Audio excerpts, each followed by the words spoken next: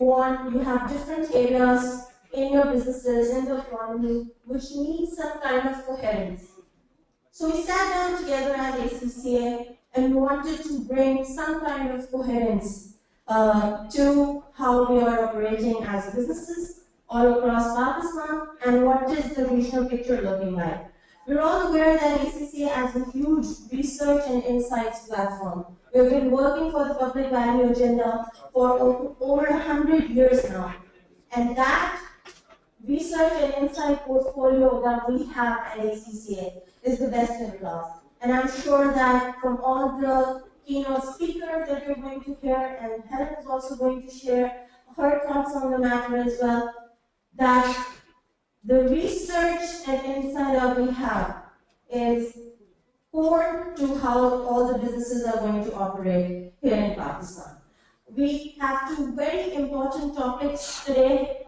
You would have seen it in the invites as well. So we are going to speak about the strategic planning implications of CPEC, and we're also going to speak about evolving the sustainability reporting agenda.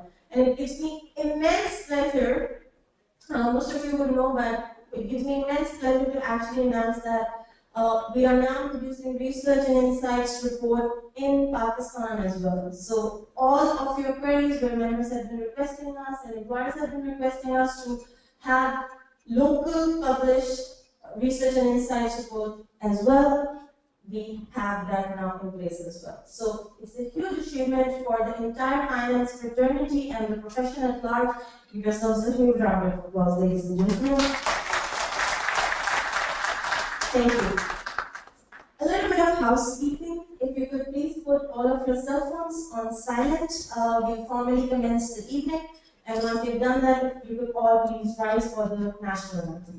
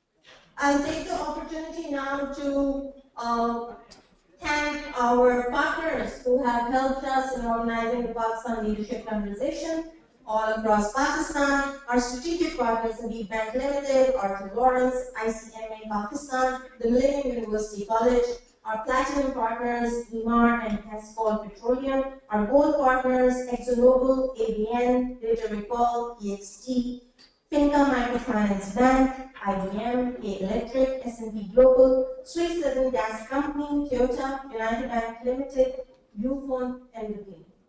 So this is the fraternity that ACCA has collaborated with in organizing the Pakistan Leadership Conversations. I'd like to now call up on the stage somebody who we all know, who's heading the ACCA Pakistan portfolio and the mastermind behind Pakistan Leadership Conversations as well. Sajid Aslam, ladies and gentlemen, the head of ACCA Pakistan.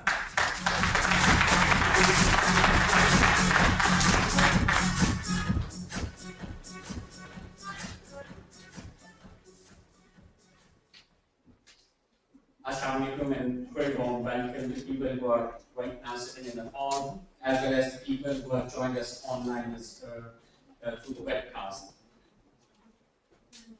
I think the idea when we were talking about, we talk a lot about the resources that we have, the talent which we have. But sometimes these things, at least for me, these things don't add up. If we have resources, if we have talent, then why those are not contributing back to economic activity and the social aspect? Why we feel that challenge? Why we don't see those natural resources working the way we normally call it as an opportunity? So where is the opportunity? If we have talent, resources, will, what's the missing link? Is it the idea? I wouldn't say that. There are a lot of ideas people are working in the bush. I think you rightly mentioned that. It's the conversation. When we bring everything together, and then that conversation should not end there. It should form a vision. And the vision should lead an actionable agenda. And then there the leadership comes into play. Somebody has to really run that leadership. Somebody has to really deliver on those activities. Otherwise, we may have a lot of conversations, we may have a lot of talent, we may have a lot of natural resources. CPAC is a huge opportunity. Everybody believes in that. My only question is why? How? It's a road. We had a motorway. When the motorway was structured, it's a huge opportunity. But how? How are we going to get there? We need those individuals. We need those few people who can really take that opportunity. Opportunity is always there. Opportunity always knocks our doors. Sometimes we don't open it. So if we need to open it, then we have to make an effort. Move from that chair or bed or a comfort zone where we are sitting right now. Go and open the door and let the opportunity come in. So we have to put that effort to realize that opportunity. Otherwise, we can have a non-debates and conversation. Great natural resources, great talent, CPAC is a great opportunity. But we have to make it happen. And this happening should start with a conversation, and that conversation cannot take place in the entire society, among everybody. There are always a few in the society who take that lead, who come up with that conversation, who develop those ideas, who develop that vision, and put some effort there, and the rest of the people either adopt it or adapt themselves. That's how the opportunities are realized. Otherwise, opportunities are there. I'm hearing since my childhood that we are strategically located, natural resources are there, talent is there. And I have no doubt about it. Those are all the statements of facts. It's not working. To make it work, it's my responsibility. If I see that there's something which is not happening right, if there's a hospital which is not delivering the right service, I have a responsibility to go back and contribute whatever I can, rather than come out and complain about it that the hospital is not working right, or the education system is not working right, or our economy is not going in the right direction.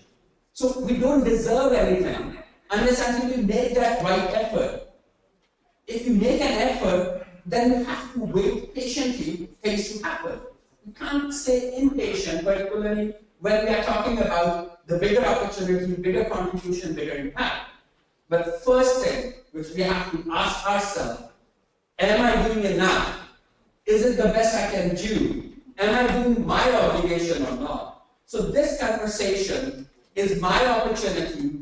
Backed by ACC, it's ACC opportunity, it's our opportunity to start that conversation, form that vision, put some actionable agendas, and make sure few people, they leave their comfort zone, come out of their sofas or beds, open that door of opportunity, and get the opportunity in for themselves and for the rest of the nation. So guys, welcome to Pakistan Leadership Conversation 2017. We will be having that conversation in 2018. We will be having that in 2019. We will keep bothering you till we get that actionable agenda sorted out, delivered, till the time we get that opportunity inside the door, till the time we leave our comfort zone and go out and make sure that opportunity, if they are leaving, I can grab it back to Pakistan.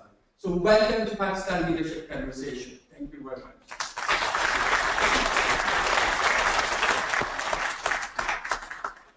Thank you so much, Sudhir.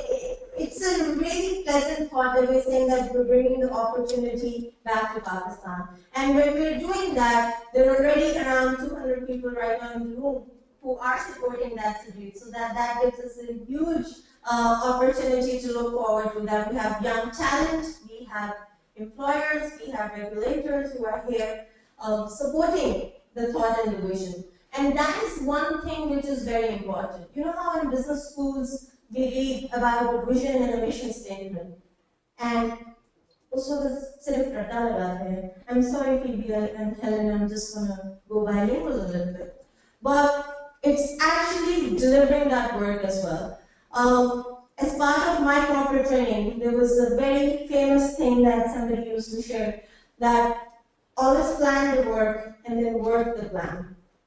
So for working the plan, the next speaker that I'm going to call up on the stage is actually doing that. I do have a very long listed profile of him, but what I'm going to say is going to come from my heart because I've seen him work not only in his corporate office, not only next to the Merglas where his office is, but also reaching out and creating opportunities for where they are most required. The first and fundamental thing that's going to change the way we think and bring opportunity back to Pakistan is with education. So the next speaker that I'm going to call up on the stage, he is our strategic partner. But beyond that, he's also visionary and a person who is just working the plan down to the core. Mr. Faisal Mushtaq, the CEO of TNUC Pakistan.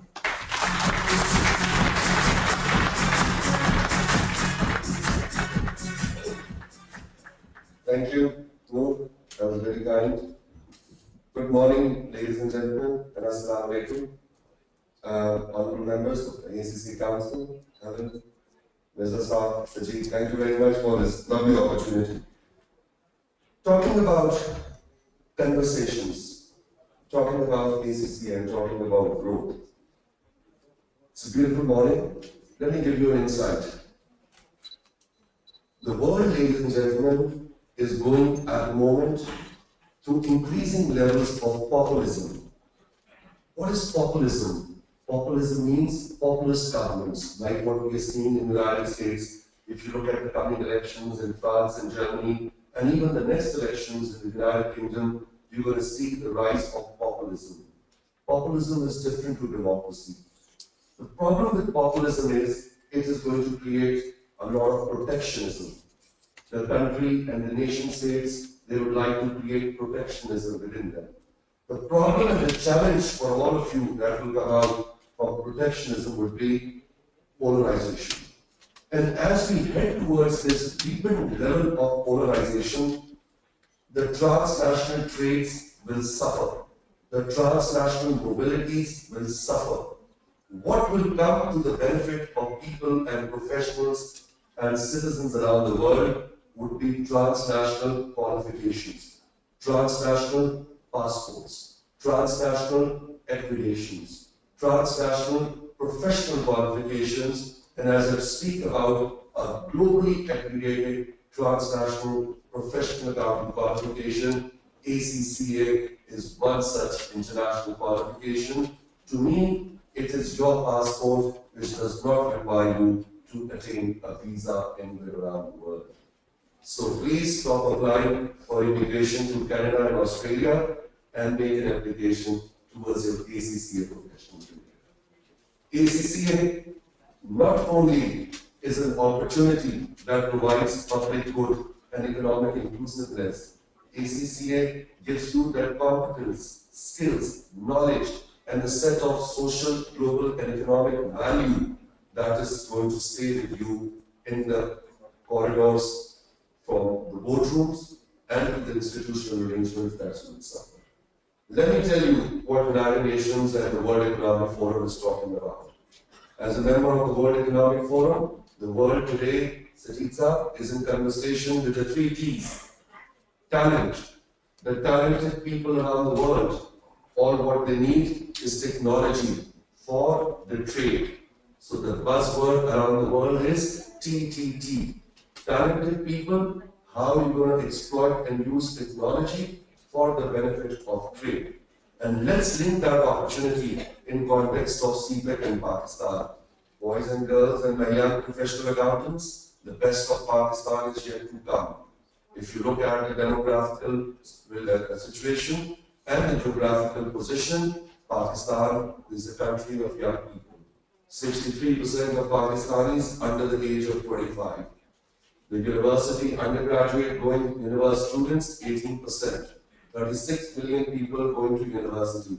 We hardly have 179 registered public and private.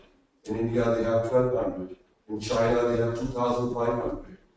In 2020, the undergraduate population after graduation going into professional accountancy and undergraduate degrees, the post-A-level qualification, the post-undergraduate population in the world, 50% of the world population going into professional services and professional lines shall come from these 5 countries: India, Pakistan, China, Indonesia, and United States.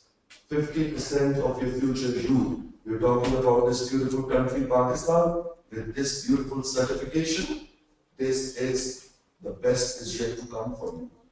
The opportunity in terms of you building your own capacity and doing so, helping the economic and the social capacity of the government, both public, private, and the entrepreneurial ecosystem, shall give you the right sense of opportunity for you to make that difference. As a young student, when I graduated from Basan Abdal, my mother also had a dream that my son would like to do ACCA. I went to a university, and from the very beginning, back in 1997, ACCA had a working relationship with universities in London or in the UK. That day, in the second year, I got the Best ACCA Student Award. So the connectivity, the collaboration, the industry, academia linkage of this beautiful, beautiful qualification is going to stay. To you, ACCA should be more than an international qualification. It should be a faith-based qualification. We need to believe in the set of values like your council member Aina mentioned yesterday. It is much beyond that. And I would like you to know that in terms of the employment and inclusive growth opportunities, countries like Pakistan shall tend to benefit the most and the maximum because we are not a very global economy. Our interdependence and interconnected, both in terms of GDP and in terms of GNP, is very less. Haven't you seen our stock markets performing very well when the world jitters? Pakistan is better. With the one belt and the one goal business proposition, and beyond CPEC, the best of Balochistan is yet to come. The best of Sindh is yet to come. The best of Southern Punjab is yet to come. And it is all happening. And as I say in my language, the world today is not happening, it is happening. Everything is on an app. So young people and professional accountants, please diversify your home. ACCA does not let you leave alone. Benefit from this beautiful qualification. Make a difference in the boardrooms. Create that impact through this knowledge, through this network, through this community, and through this member services. I would like to thank you, and not only this, we look forward to working with ACCA for the times to come and for the years to come. Thank you very much, ladies and gentlemen.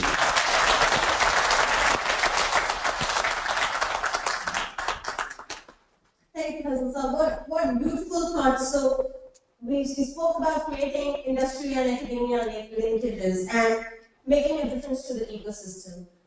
You've heard from the academia, let's hear somebody from the industry. The next speaker that I'm going to call, I've just known him since yesterday, but just like an organization's pillars are based on how good the strategy is, he is the one who's heading that crucial, most important strategic role, devising the strategy of one of the leading organizations. He is very kind enough to join us all the way from Karachi. Mr. Fahad Jahanzeb, Director of Projects and Strategy with Arthur Lawrence. He's a platinum partner for the session, ladies and gentlemen. Please give him a huge round of applause.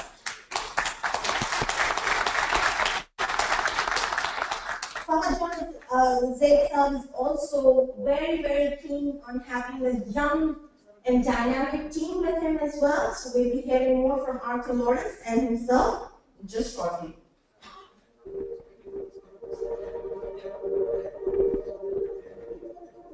At Powerful Models, we believe our clients deserve exceptional resources to transform their business.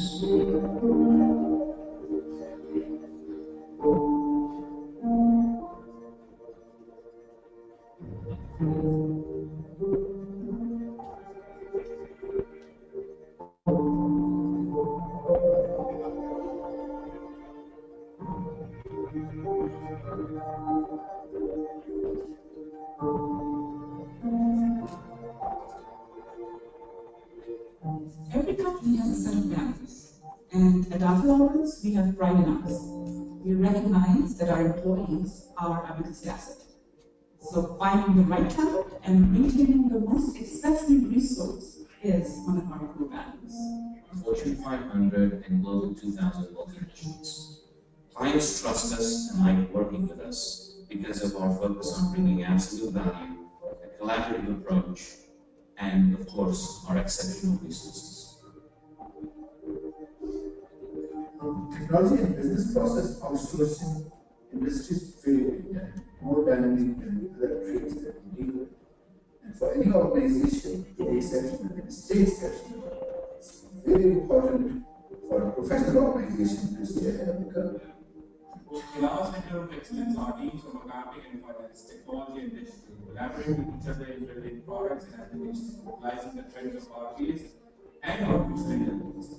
Robotics and artificial intelligence in finance, it's pretty exciting. We started our digital service offerings under the name Popular Digital Community, growing demand for mobility, for Internet of Things, for digital solutions by our customers. And in a very short span of time, our team's innovative strategies and use of technology have already won many accolades all over the world.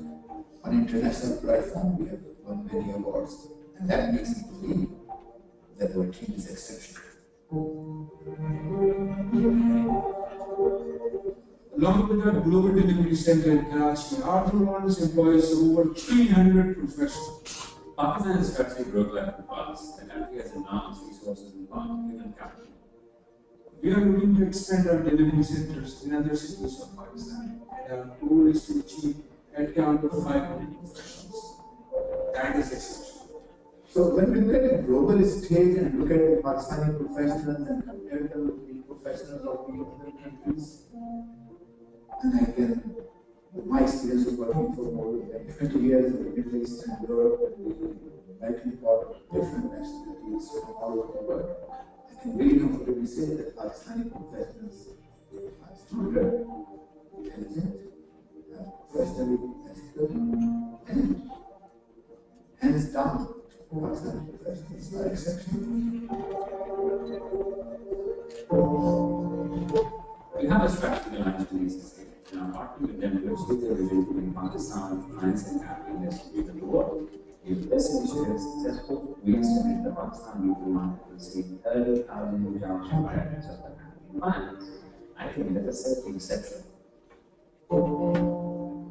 It's our vision to make multi-homes into a company that is spread across all the continents, 30 different countries. That frankly can be happy to create the best of the best.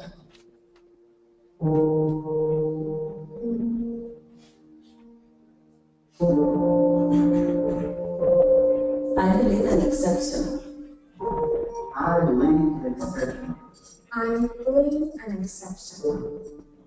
I am Arthur Lawrence. It's exciting to think what we can achieve for our employees. It's really exciting to think what we can achieve for our customers. And it's really exciting to think what we can achieve for our nation. It makes me excited to think what just the attitude of exceptional can do to you and to your organization.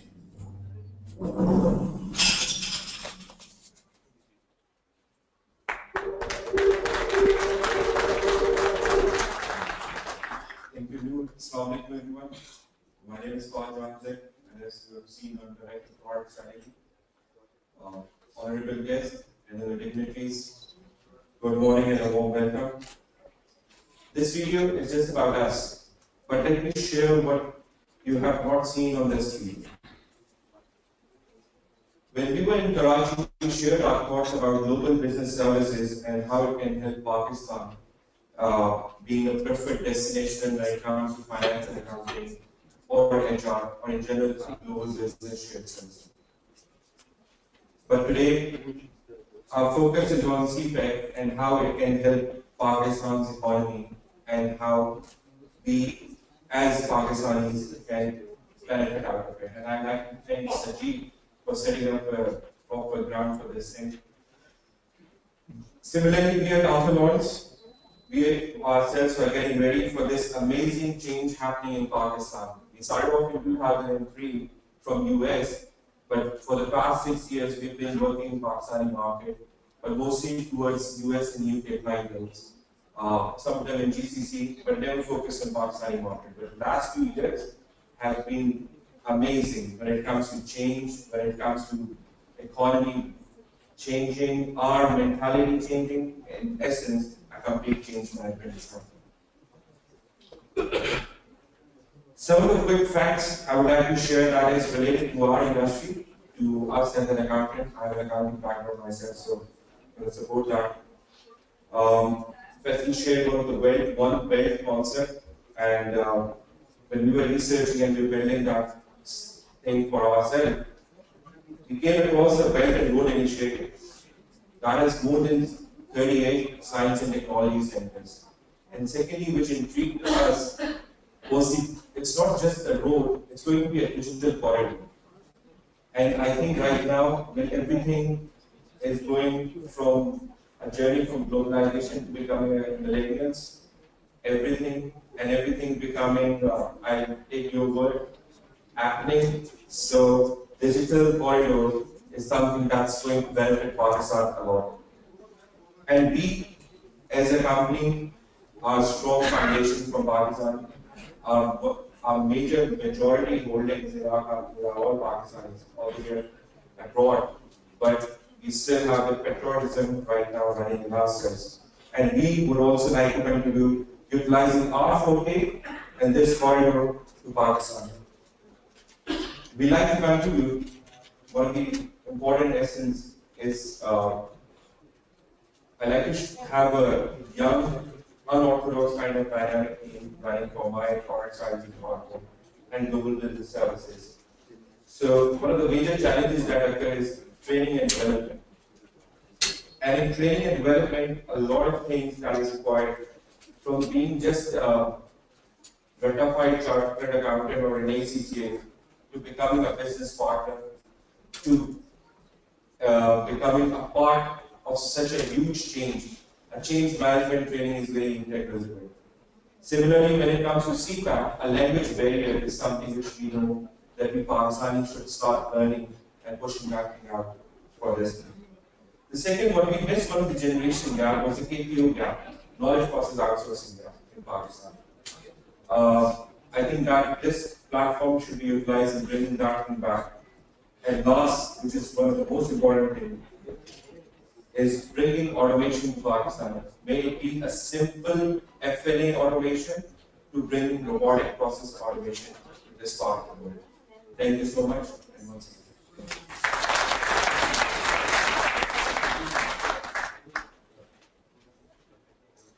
Thank you so much, Vatsa. There is also presence of, we're also going live via a webinar to all of our attendees who want to join us from Pakistan and otherwise across the globe as well. So we have around 150 online attendees as well. If they have any questions, if we also have questions, because we're commencing now with the panel discussions. So if there are any questions, there are people, Harun is going to go around the room. You can take a notepad and get paper and just send across any question that you have for the respective panel that's going to come across. We'd like to formally begin the first panel discussion. It's going to be on the strategic planning implications of CPEC with a little bit light on the One Belt, One Road as well.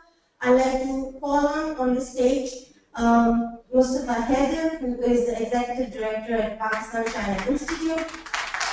Mustafa is a leading think tank focusing on bilateral relations between Pakistan and China, I've personally seen the work that he's doing for the Pakistan-China Institute and collaborating, creating that bridge between the government and the businesses as well. He's very passionate about his work. He has a young, dedicated team which is very focused on the different researches that they're doing and other projects. He's going to shed more light on that as well and on the topic as well. Mustafa, thank you so much. Over to you.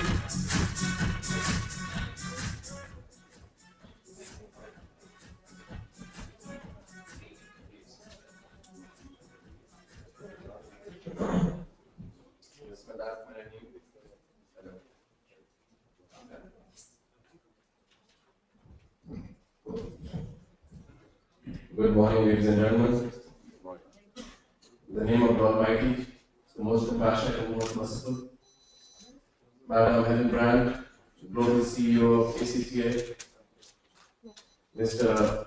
Mirza, the head of Middle East, South Asia, North Africa, Phoebe, Shajid, Faisal Mushtaq Sahab, a very good morning, Ni Hao and Salam Alaikum.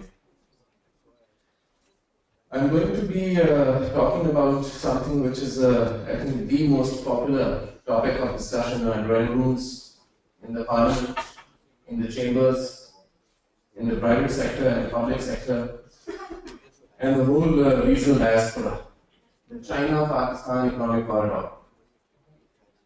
And I thought that what better point to start the discussion on CPEC by first going into what the China-Pakistan Economic Corridor is not.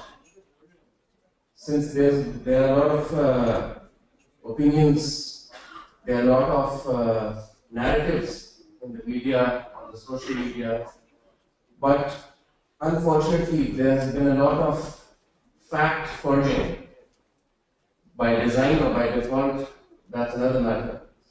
So what this China-Pakistan Economic Corridor is not. I'll go to my first slide. The China-Pakistan Economic Corridor is not a project which is going to get Pakistan in a lifelong debt, in a long borrowing conundrum. Why is it not that? Because $35 billion, ladies and gentlemen, of the $46 billion of investment is FDI in the form of build, operate, and transfer projects. How do these $35 billion of projects work? Chinese companies and Chinese enterprises come into Pakistan and bring debt and equity at a ratio of around 80 to 20, 80% debt, 20% equity. And the borrower in this case is none other than the Chinese company itself. So the government of Pakistan is not borrowing a single penny for these $35 billion projects. Then there's a 25-year approximately power purchase agreement in which the sponsor, the Chinese company, generates power which is purchased by the government of Pakistan, and the profit of the sponsor of the Chinese company is inbuilt in the tariff which is being paid to the sponsor by the regulators and by the government and by the power purchase agency CPPA. So $35 billion out of the $46 billion is just FDI. Then there's another question that arises, but what about the cost of electricity? Isn't the cost of electricity that is being passed on to the consumers very high?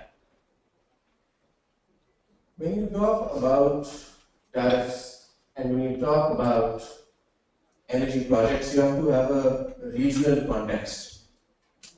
What is happening in other neighboring countries? Whenever a country, a state decides to attract investment in its energy sector, you always start from a very attractive tariff for investors to lure investment.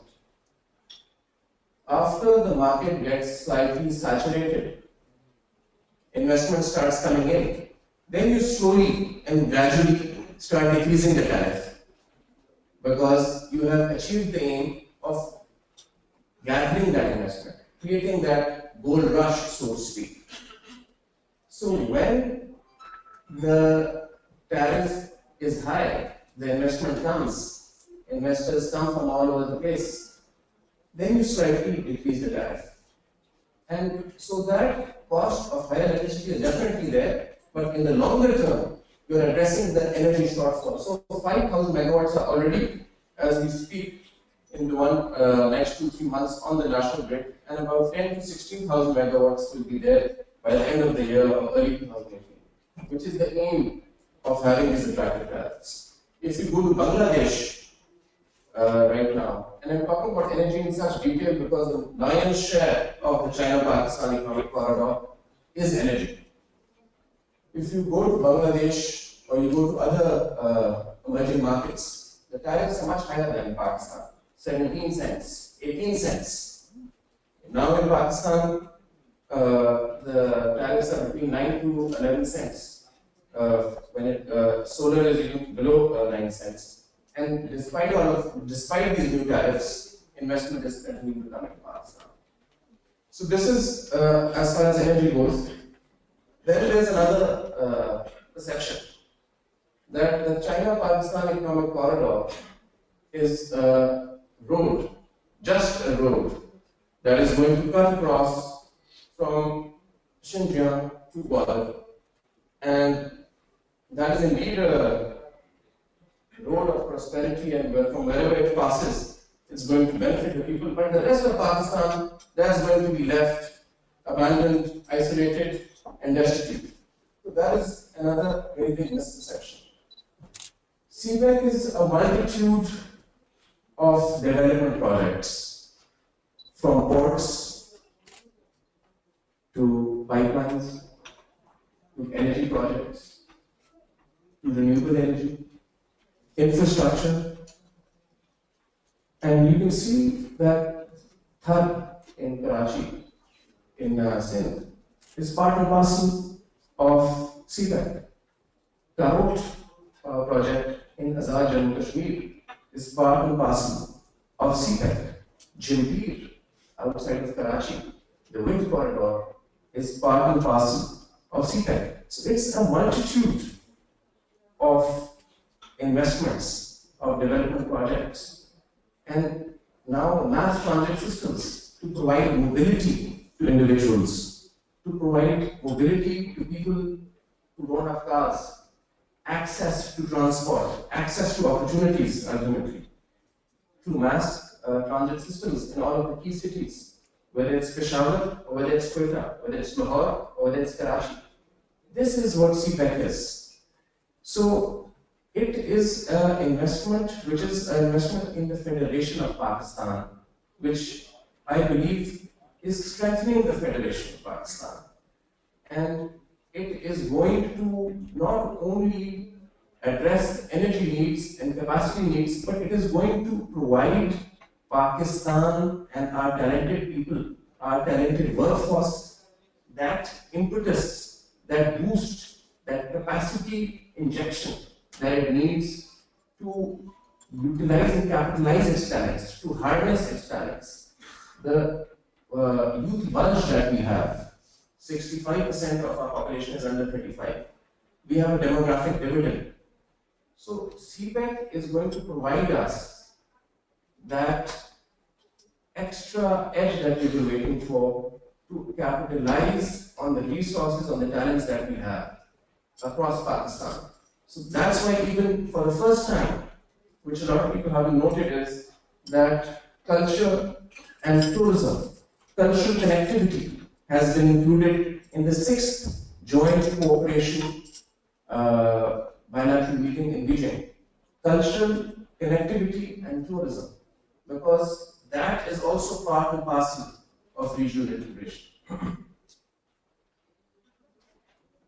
When we also talk about CPEC,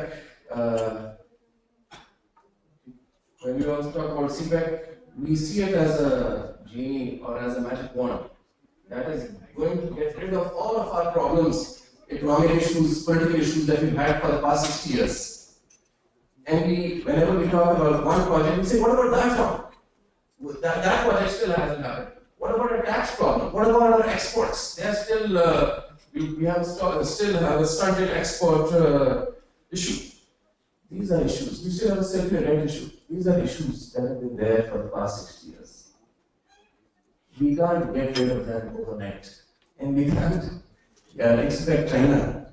The MOU of CPEC was signed in 2013. We can't expect that to be resolved, to be troubleshooted overnight. Yes, it is a game changer. But it is giving us the strength to stand on our 2 feet. We have to rise to the occasion and address these issues. We should not look towards CPEC to resolve all the internal economic, political issues that we've had for the past 60 years. It is going to, and is changing and making Pakistan very relevant in the world today. But let's have realistic and tangible expectations. I don't think it is fair to make a project which I believe, after the nuclear tests in 1998, the biggest national project for Pakistan, controversial, because it is the single largest investment of any country in another country in recent history, $46 billion. Let's capitalize on what is coming to Pakistan. Let's make the most of it. Let's not make it controversial. What is, now that we have gone through the process of elimination of what it is not, what is CPEC?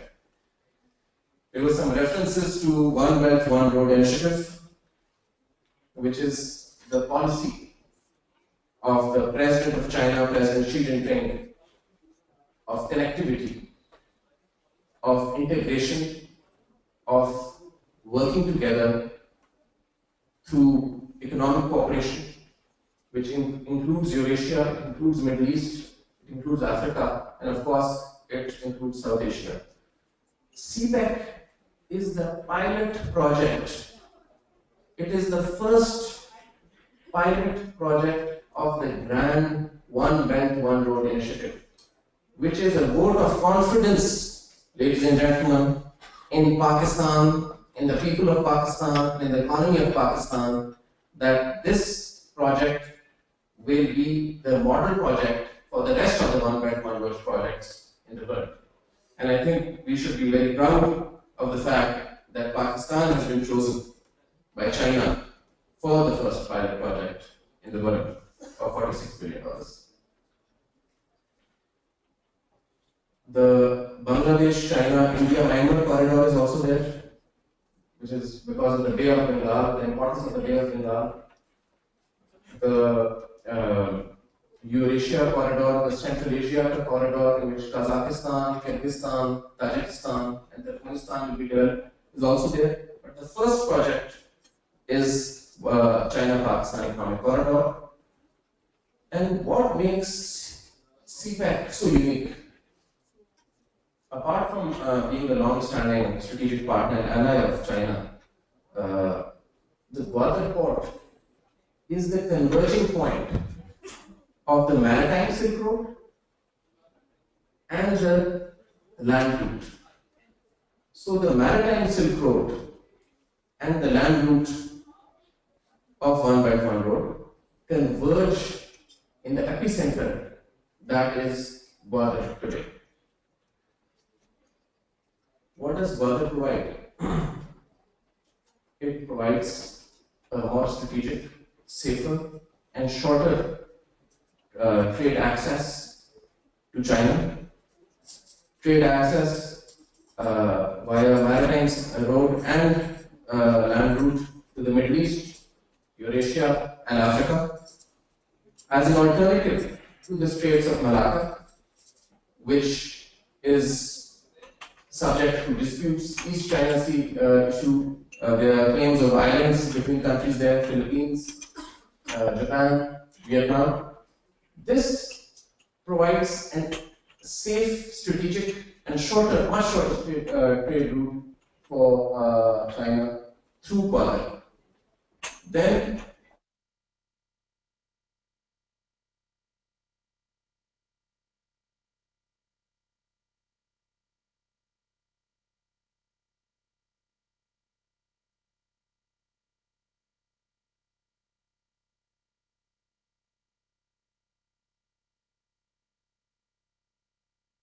you have to understand the geopolitical location and the context of Xinjiang, which is the southwestern province of China, which is landlocked.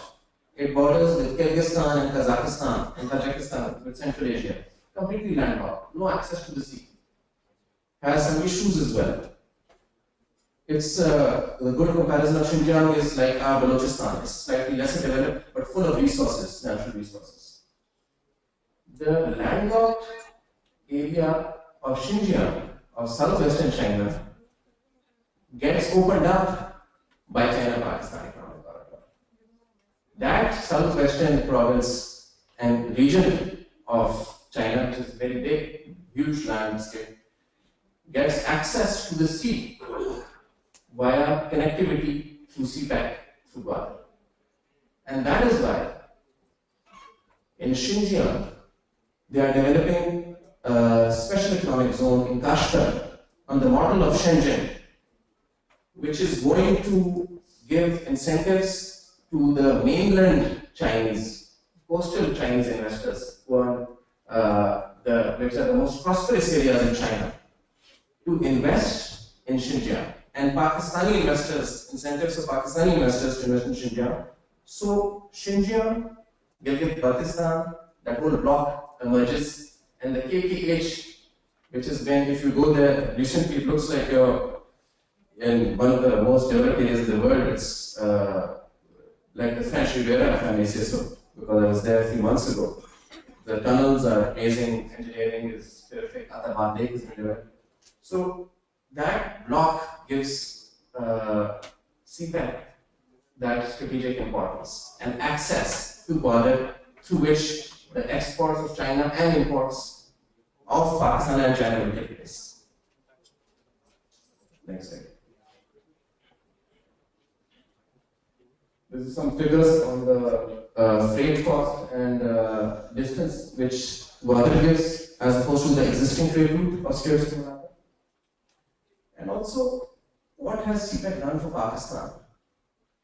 If you look at the narrative, as we go into this slightly strategic angle, if you look at the narrative that was coming from the West prior to CPEC, what was that? You were clobbered with AFPAC, Afghanistan, Pakistan. You were given maybe an investment of $2-3 billion. There was one which was called the Kerry Lugar bill, other investments. Other loans, and you were said to be either a state which has failed or you are failing, and that you are a state sponsor of terrorism. What happened through CPEC? Pakistan was given a forefrontal position at the global stage. Turkey, Iran, Afghanistan, Russia, all want to be part of CPEC. That's a game changer. That shows the confidence in the project of China-Pakistan Economic Corridor and the dividends that it is going to reap for the whole region.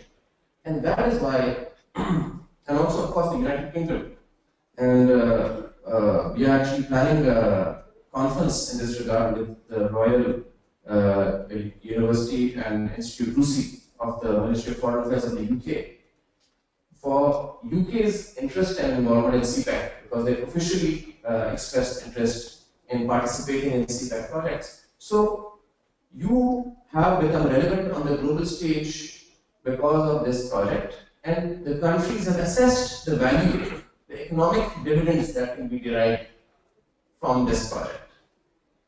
And that is why, if you go to third-party assessments and indicators, because it can be said that local organizations are partisan, they are biased, they have political agendas. But if you go to, if you look at what other international organizations are saying about growth indicators about Pakistan, I think you get it right.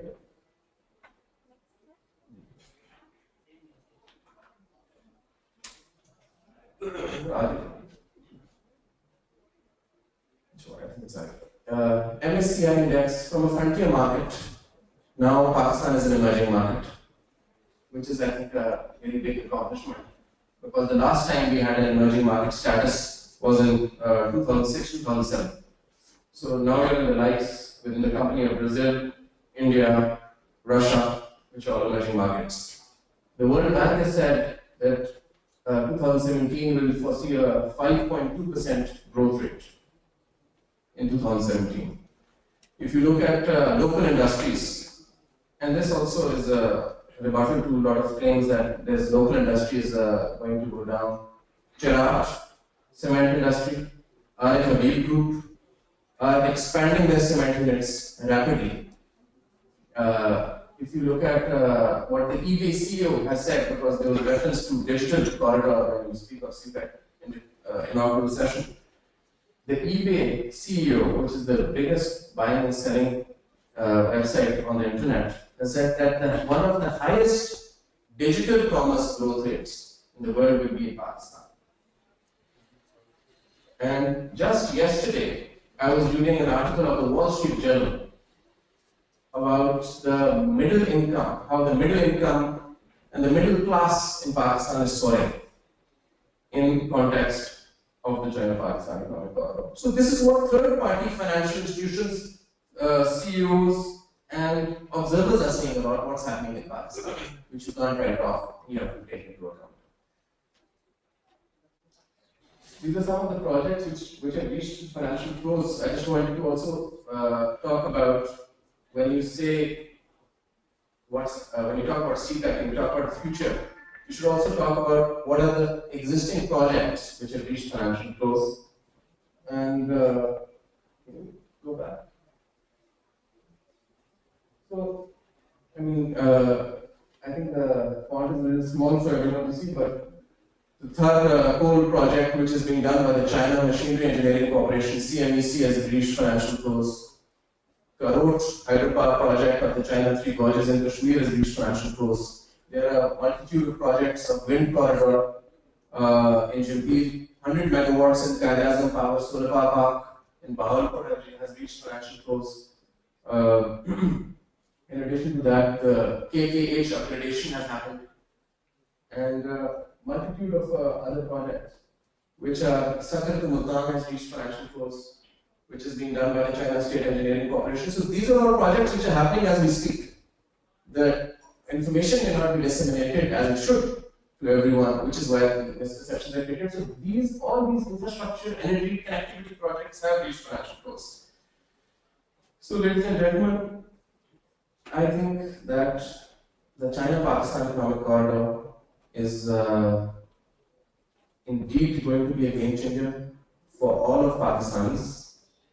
Every Pakistani will have an important role as ambassadors of CPEC to advocate and understand the project and to contribute in the project, particularly the entrepreneurs, because there are going to be ripple effects of CPEC.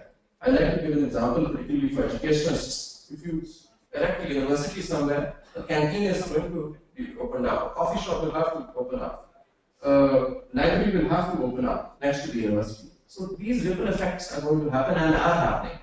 And I think all spheres of industry in Pakistan need to get themselves for these opportunities which are going to come, and particularly universities and vocational training institutes. That's Mushtaq. CPEC-oriented education.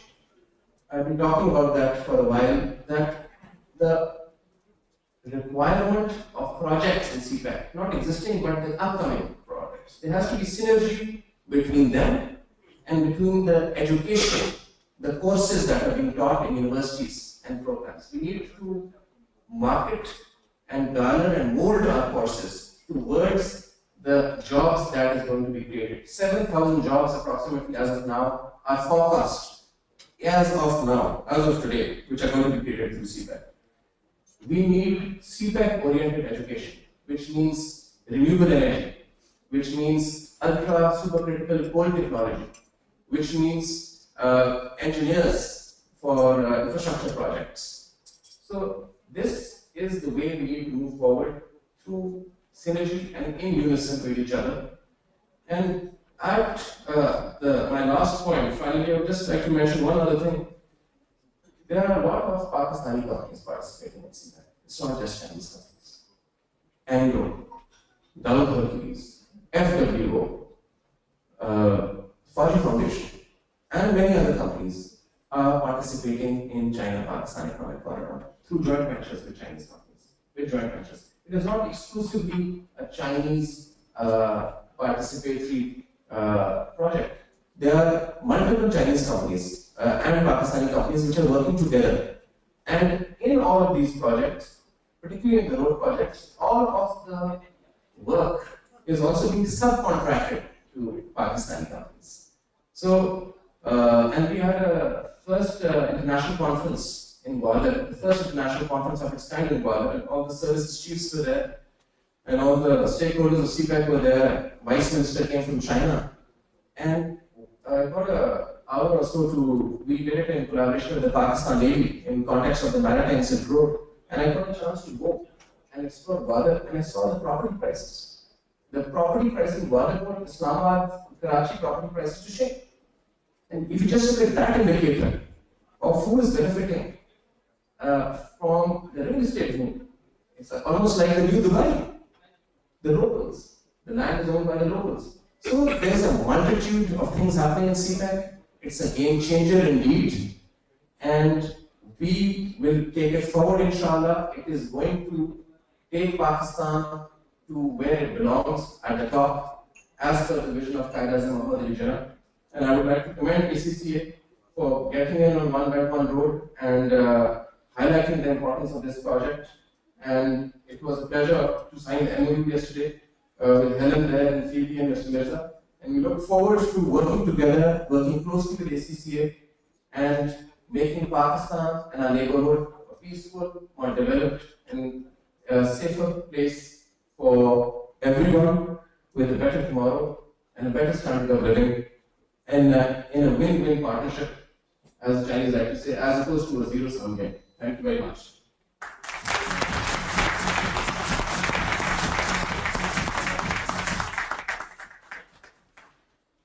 Thank you so much, Mustafa, for the keynote address for our panel discussion. I would now like to call up on the stage the moderator for the panel discussion, Mr. Arif Masood Mirza, the Regional Head of Policy for the Manasir region with the ACCA. Arif is looking after the research and insight and policy portfolio of ACCA for the region, and he's a very familiar face for all of those who know him. I would now like to call our respected panel as well. We're starting off with Ms. Phoebe Yu, the ACCA Council member from China. Phoebe has extensive experience into the finance fraternity. She'll be sharing her thoughts on the topic as well. Give her a huge round of applause.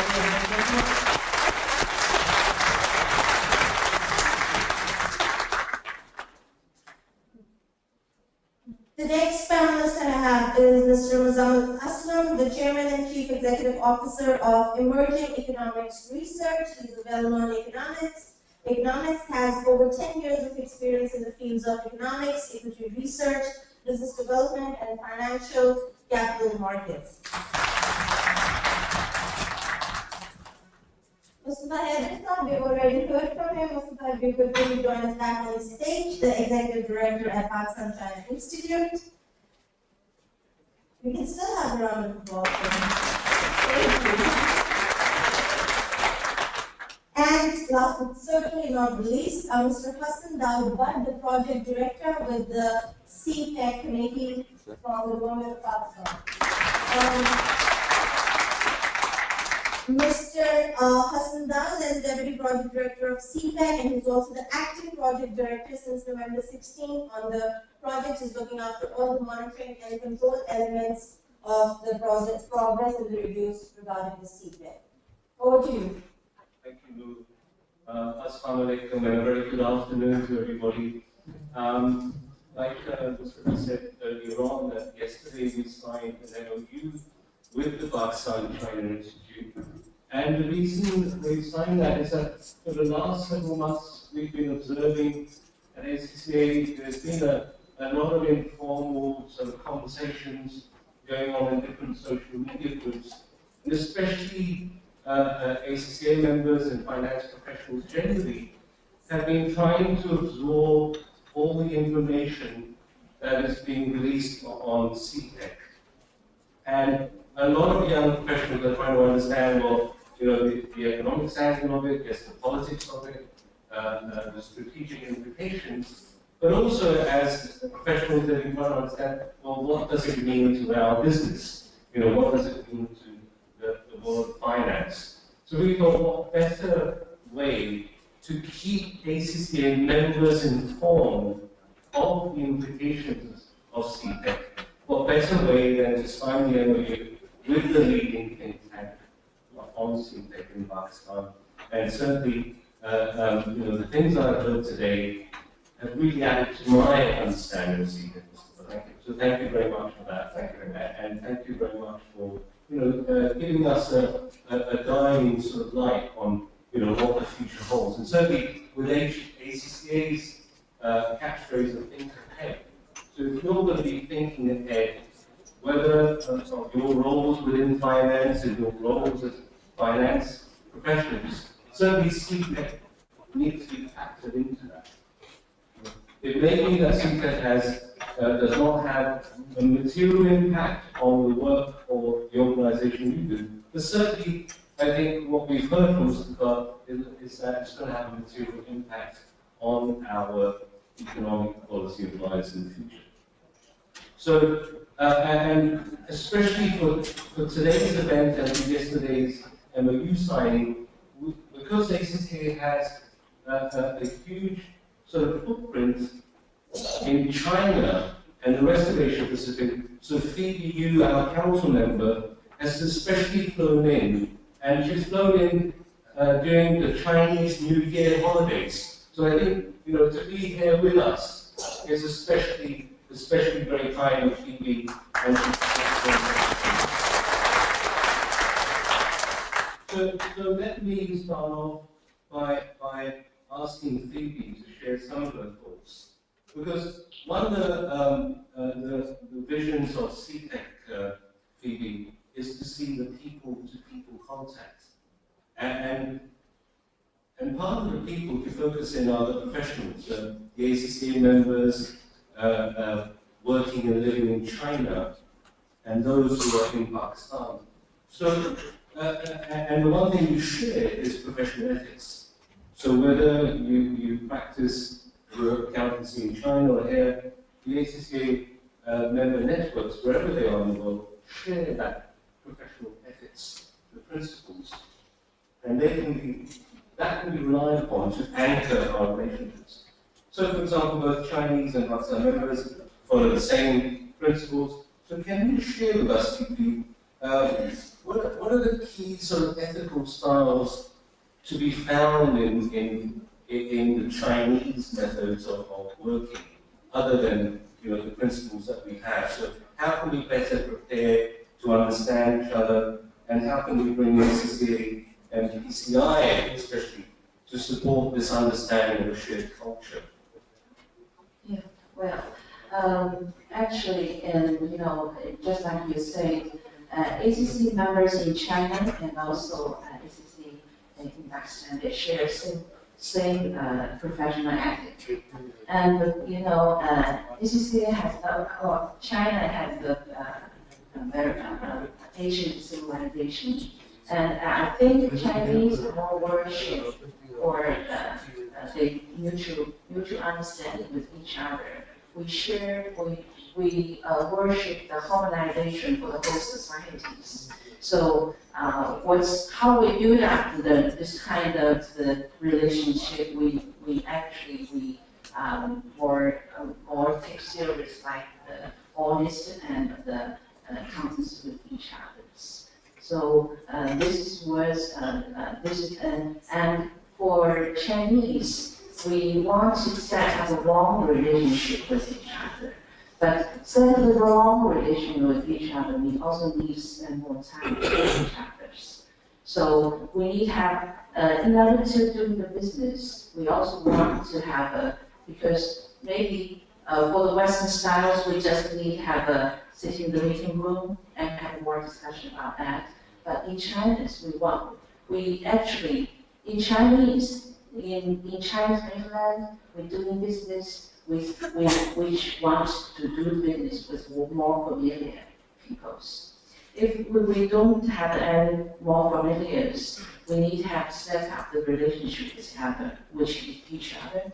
We need to have more communications and more something outside the boardroom. And this is what the Chinese traditional way to understand each other. Then we can start doing any business. This is the Chinese more traditional way in understanding each other and build up the relationship to believe each other and also how to understand the people's capacity, characteristics, and personality. This is what the Chinese do.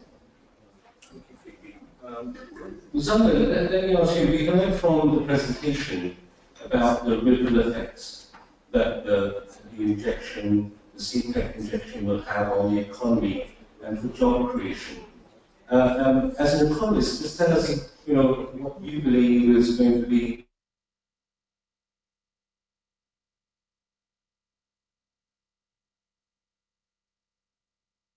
almost 50 billion and the multiplier effect. So how do you see the future in terms of the macroeconomic benefits coming out of this? Okay, so far, the way things are going, it's strong.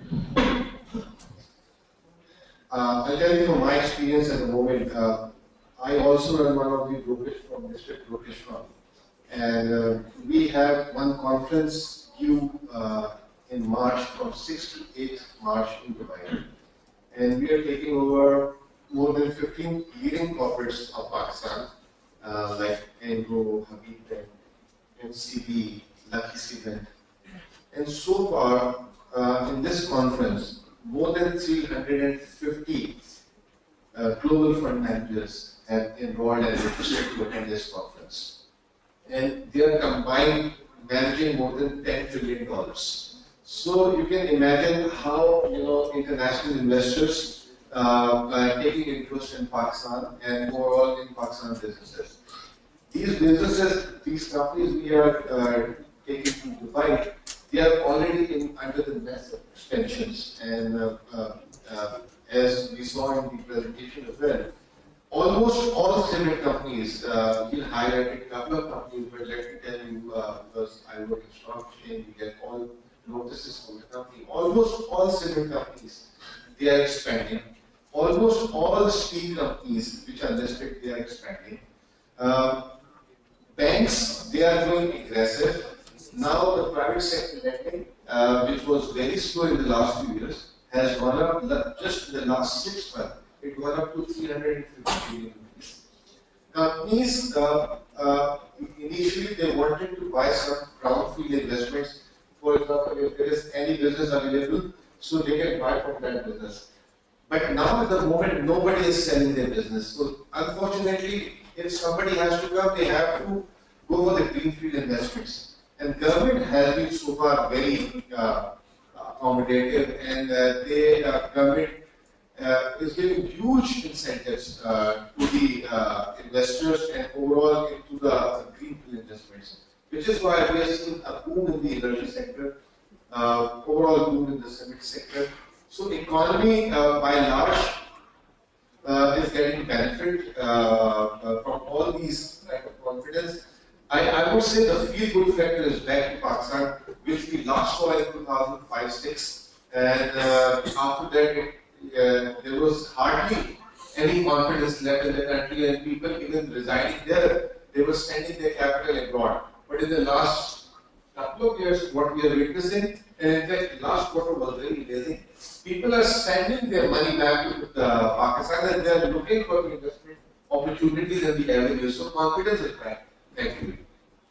The 7,000 sort of job creation is that a conservative figure you see, and what sort of time scales are you looking at in terms of the macroeconomic vision on this, in terms of job creation? Because I think that's really important for the demographic dividend that was talked about. Okay, let me tell you one thing. For the past few years, what we have been witnessing is there was a huge brain drain from Pakistan. people they went abroad to, especially to the Middle East region, Far East region, and to the rest as well. So what we have been noticing in the past 1 year, people are coming back, and they are finding good and bright job opportunities. So this shows that the growth cycle is improving, and there is a lot more opportunities. Not just the job opportunities. Actually, now the corporates here, they are matching the price what they are getting abroad. Historically, what we have witnessed is if somebody on the same kind of job working in Pakistan, and if he's working in Dubai, he gets 5 times more what he's supposed to get in Pakistan. But now corporates, given the demand, and they are actually attracting the human capital, there has been a lot of price increase for the overall salaries and packages. So what I can see in the next couple of years, in fact, Wall Street Journal, they have mentioned yesterday as well, Pakistan is fastly emerging as a middle class, generating, the middle class is coming up very strongly. So I can see a huge employment growth as well as a standard of living growth. And once that happens, we will see a very good combination of domestic demand as well as for the export-driven stuff as well. So we can see a very robust economy in the days to follow. And the other important thing is, thankfully, now we have much more job opportunities in the shape of CPAC. So people who are living in Middle East, and already the Middle East region is under the crisis, so they are finding a reason to come back home, and they are going to find their jobs in India. I just want to bring Mustafa into this. Mustafa, a lot of the Pakistan regulators, in terms of the Securities Exchange Commission, the FDR, they've attempted to make their processes a lot easier for companies. So one window operations, allowing speedy incorporation. I heard yesterday that 2016 has been a record year for companies incorporation in Pakistan. So what would be your sort of advice with the potential greater Chinese investment? What can institutions like regulators, professional accounting bodies, universities, what can they do to ensure that there's a smooth, if you like, business collaboration? And so what can regulators and universities and professional bodies do to ensure the smooth collaborative atmosphere between the host nation as well as the investment coming in? That's a very good question, because I think our regulators and other institutions are originally cared for a status quo around of the mill, if you will, investment or corporate ambience. But with the emergence of CPEC, it's an unprecedented situation. There's an influx of companies coming in, influx of investment coming in, influx of interest from regional countries, predominantly from Chinese companies, and as Mozammil said, from Pakistani companies. So these very important organizations like SCCP and other regulators, even like NEPRA and ACCA, stakeholders in Pakistan's economy need to readapt to this new reality of CPEC and sort of tailor their institutions towards matching the pace of the interest that we are receiving from international countries, and particularly China. And I think we need to play catch up in this regard, because we do see sort of an interest and investment coming, but some organizations not being able to cater to them at the pace that they should. And that sometimes leads to some frustration for investors, because their interest is so high and that the buzz is so much in the air for China-Pakistan Economic Corridor and their projects. Organizations should have, a lot of the, I think Punjab is doing a good job in this regard. They created CPEC cells. So the cells specifically need to cater to CPEC-oriented investment. And I think there also needs to be a better coordination mechanism between regulators and bodies which are dealing with CPAC. And I think Pakistan China Institute is trying to play that role in order to harmonize all stakeholders in one platform, in order to work cohesively, to sort of work in synergy, to cater to the challenges and opportunities presented by CPAC. And a lot of the times what we see is that the regulators have inconsistent policies, unfortunately, or policies which are not in synergy and at the pace of the policy level coordination going on projects like CPAC, which leads to sometimes investors going to court, as was seen unfortunately in the guidance of the Alpha program, when the tariff which was agreed was midway before the financial close was reached, it was changed. And obviously, which led to a huge revisiting of the calculation of returns and profits for the mega investment that the Chinese company is bringing. So these examples are something which we should learn from, and I think these are inevitable such issues to happen because Pakistan has not been privy to such a mega project in the past. So these are bound to happen, but the important thing, Arif, I think, is to learn from such issues, learn and adapt, and get to the challenges.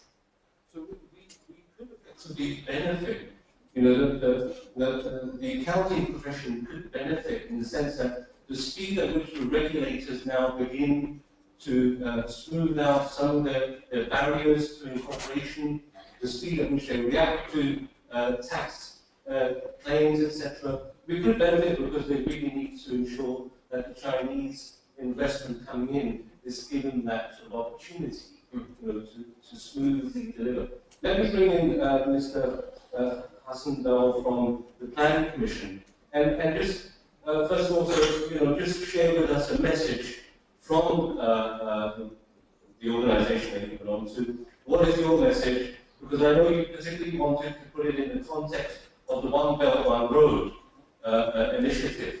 So please, just start off by giving us your message from the Planning Commission on the work that you're doing and how you're looking at CPEC in the context of One Belt, One Road. Thank you very much. And I want to thank the organization and the organizers for this event, because such events provide us the opportunity to reach out and, as Mr. Hassan said, to highlight the update on the projects that we are working on, give you the exact status and where we are as we speak, and also talk about some of the issues that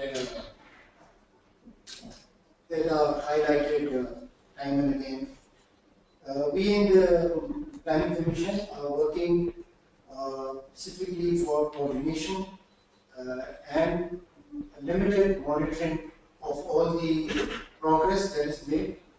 We coordinate activities with the Chinese side, that being NDRC, their reform commission, and also within Pakistan, all the 9 ministries for the progress in their respective like we coordinate with the Ministry of Water Power for all the energy projects, we coordinate with NHA and Ministry of Communication for all the infrastructure. As you might know that we have joint working groups, we have 4 joint working groups, so working on each areas as highlighted by Mr. of 1+4 dimensions. We have one for planning, we have one for infrastructure, then we have one for energy, and then we have one for water. So each one is being sort of coordinated by us, and then the 9 ministries and the respective have their own assignment. I'm also glad in a way that we also have amongst the audience Suresh Sathursa, who's worked on the long-term plan for the CPAC, and who else could answer some of the questions that we have. So I would seek your help here. So I'm going to ask 1 or 2 more questions, and then what I'd like the audience to do is to prepare to ask your own questions. And if you just put your hand up, my colleague Shine will bring the mic around for you.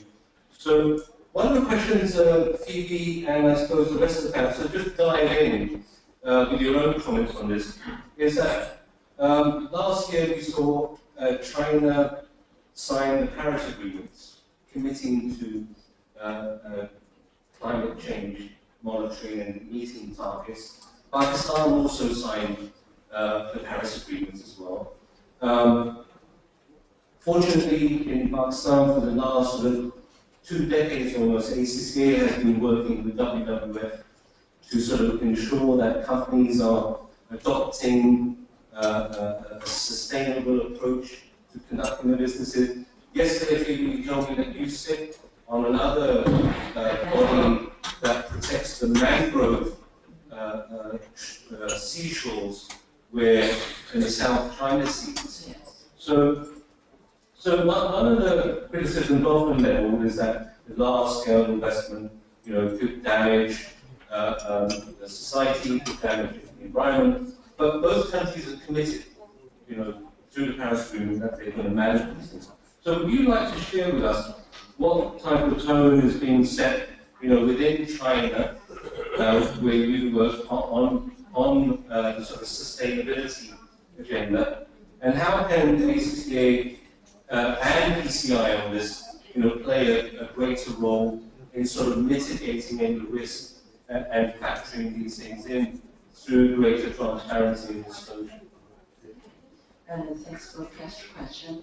And I think it's due to the over 30 years fast development in China. And so we must think about the balance of the environment protection and the economic development. And so in China, we have, as I know, is the Chinese government already set up several for carbon emission issues, already set up some exchange markets as for the carbon emission rights for the exchange. And so, as I know, is one is in northern part of China, and another one is in the south part of China, which I based in Shenzhen. So this is what we can see is that the Chinese government with what they want to do what they want to do is for the contribution for the environment protection. And from my perspective is what I worked recently is work for the energy group in south part of China. And I as I just work for that company, but what I know is that 60% of the generated electricity is used by a new energy. There's no coal. It's not a coal. It's a coal, not carbon coal. It's by the waste solid, by solar system, and by wind, and also by hydrogen, and also by the LNG gas. So this is what we say. What we can say is that not only the government, but also the Chinese company also has this kind of idea to protect the environment. So for the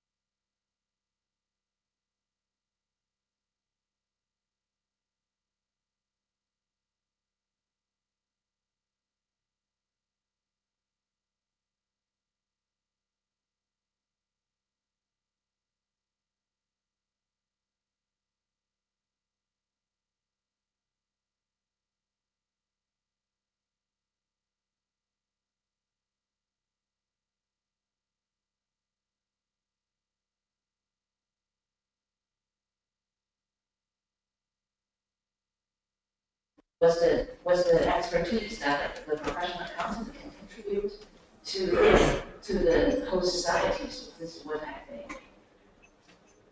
Mr. Fakir, if I can weigh in on that. I think, as PP also said, I think it's important to do a cost-benefit analysis because there is definitely an opportunity cost of industrialization and of rapid development and of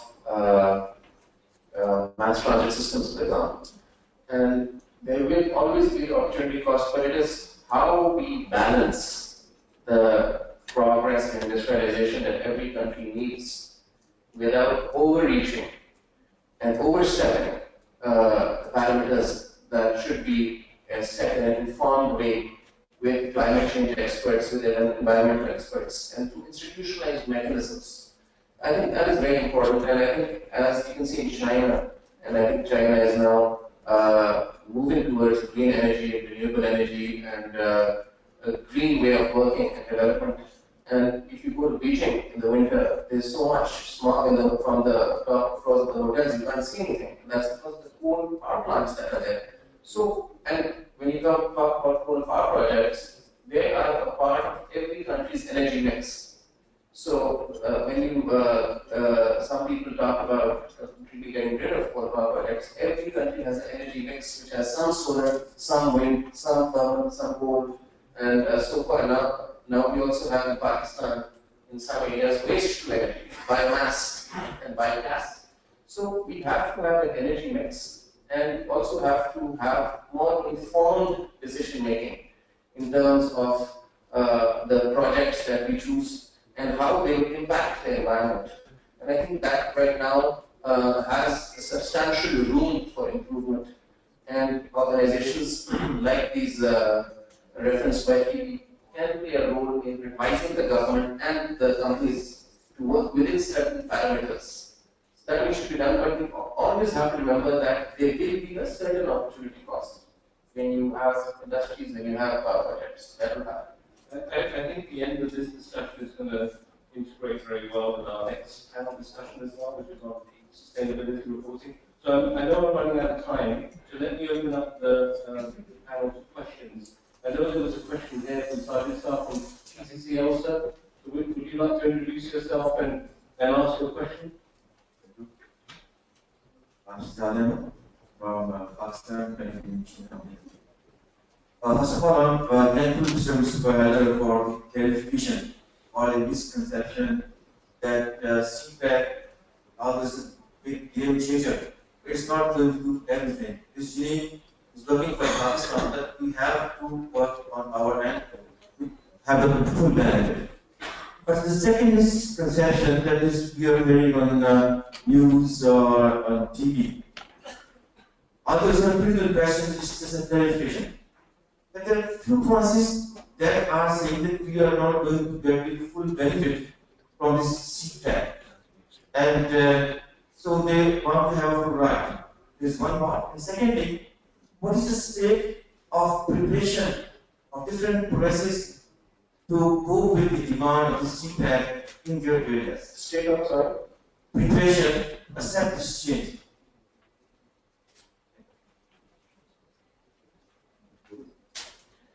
Thank you very much for your question. Firstly, when you talk about benefit of, you said all stakeholders? All stakeholders. I think this was a very monumental success for the Federation for Pakistan, which you might have seen yourself this time in Beijing, in the 6th JCC, which happened. All the provinces were represented in the Joint Coordination Committee meeting. And from Gilgit Pakistan to KT, there have been projects and KT Bandar and Sindh, which have been included in the China-Pakistan Economic Corridor. So the benefits are going to be from all the 5 or 4 provinces of Pakistan and all the nooks and corners of Pakistan. And when we talk about benefits, as of now, you can see that there are a lot of people employed in Pakistan. If you look at Huawei, which is playing a very important role in the telecom industry, in the IT industry, a lot of the employees are Pakistani employees.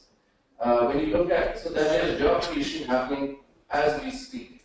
When you talk about coal power projects in Bharat, the companies have employed a lot of local residents. When you talk about Gwadar, the fisheries industry is being revived for the first time, where you can get the best seafood in the world, but we didn't have any processing units. We were not exporting it. It was going waste. So that is being done. So the benefit of CPEC is being derived, and I think it is up to us to better capitalize on the opportunities, because this is just the start. The project is till 2030, and it is how we Pakistanis position ourselves to capitalize on the opportunities, because the investment, the equity which is creating the impact is going to continue coming. And what was your second question? Second was, there are some assumptions going on with the policies that they are not getting the full right. And what is their preparatory stage, whether they are prepared, whether they, as you have given the example of for Punjab or for forming some one window operation for the companies. And all the other policies are having the same facilities for the investors that will come to Pakistan. The difference of opinion which was voiced earlier from different provinces was addressed, I think, and resolved after the 6th JCC which happened in Beijing. And you can see that the Chief Minister of Khyber Pakhtunkhwa also announced that they are satisfied with the progress and the projects which have been approved in the western route and the special economic zones which is also been approved in Russia in Khyber Pakhtunkhwa. So those grievances which were there have been addressed. Just remember that when there is something good, when there is something attractive, everyone wants a piece of the pie. So it just shows the confidence in the project when stakeholders or provinces are demanding more, because they know that they can benefit from it. And now that benefit is being given to them. We are a federation, we have different parties, so I think every party and provinces will negotiate better for their interests. I think those interests have been met. And say something else. I would just highlight in terms of, because we monitor the activities that all provinces are doing in terms of CPEC. I would like to say that even the smaller provinces like GB have established their own CPEC secretariat. Not only Punjab, Khyber Pakhtunkhwa is an effective and efficient working CPEC secretariat now in place. Balochistan has the same. And as Mr. Basab said, the 6th JCC has really brought in consensus within all the provinces. They know, and before going, I'll just give you a minute for giving you the update on the project. Before going for the 6th JCC, which was held on 29th of December in Beijing, we asked all the provinces to come up with a proposal with respect to 2 projects each to be included in CPEC, and also we asked them to come up with their proposal in terms of the special economic zones. So they prepared, they did their own small feasibility and then came up with their proposal. And we took those proposals to Chinese counterparts. Those were accepted, and now we have new projects included within CPEC.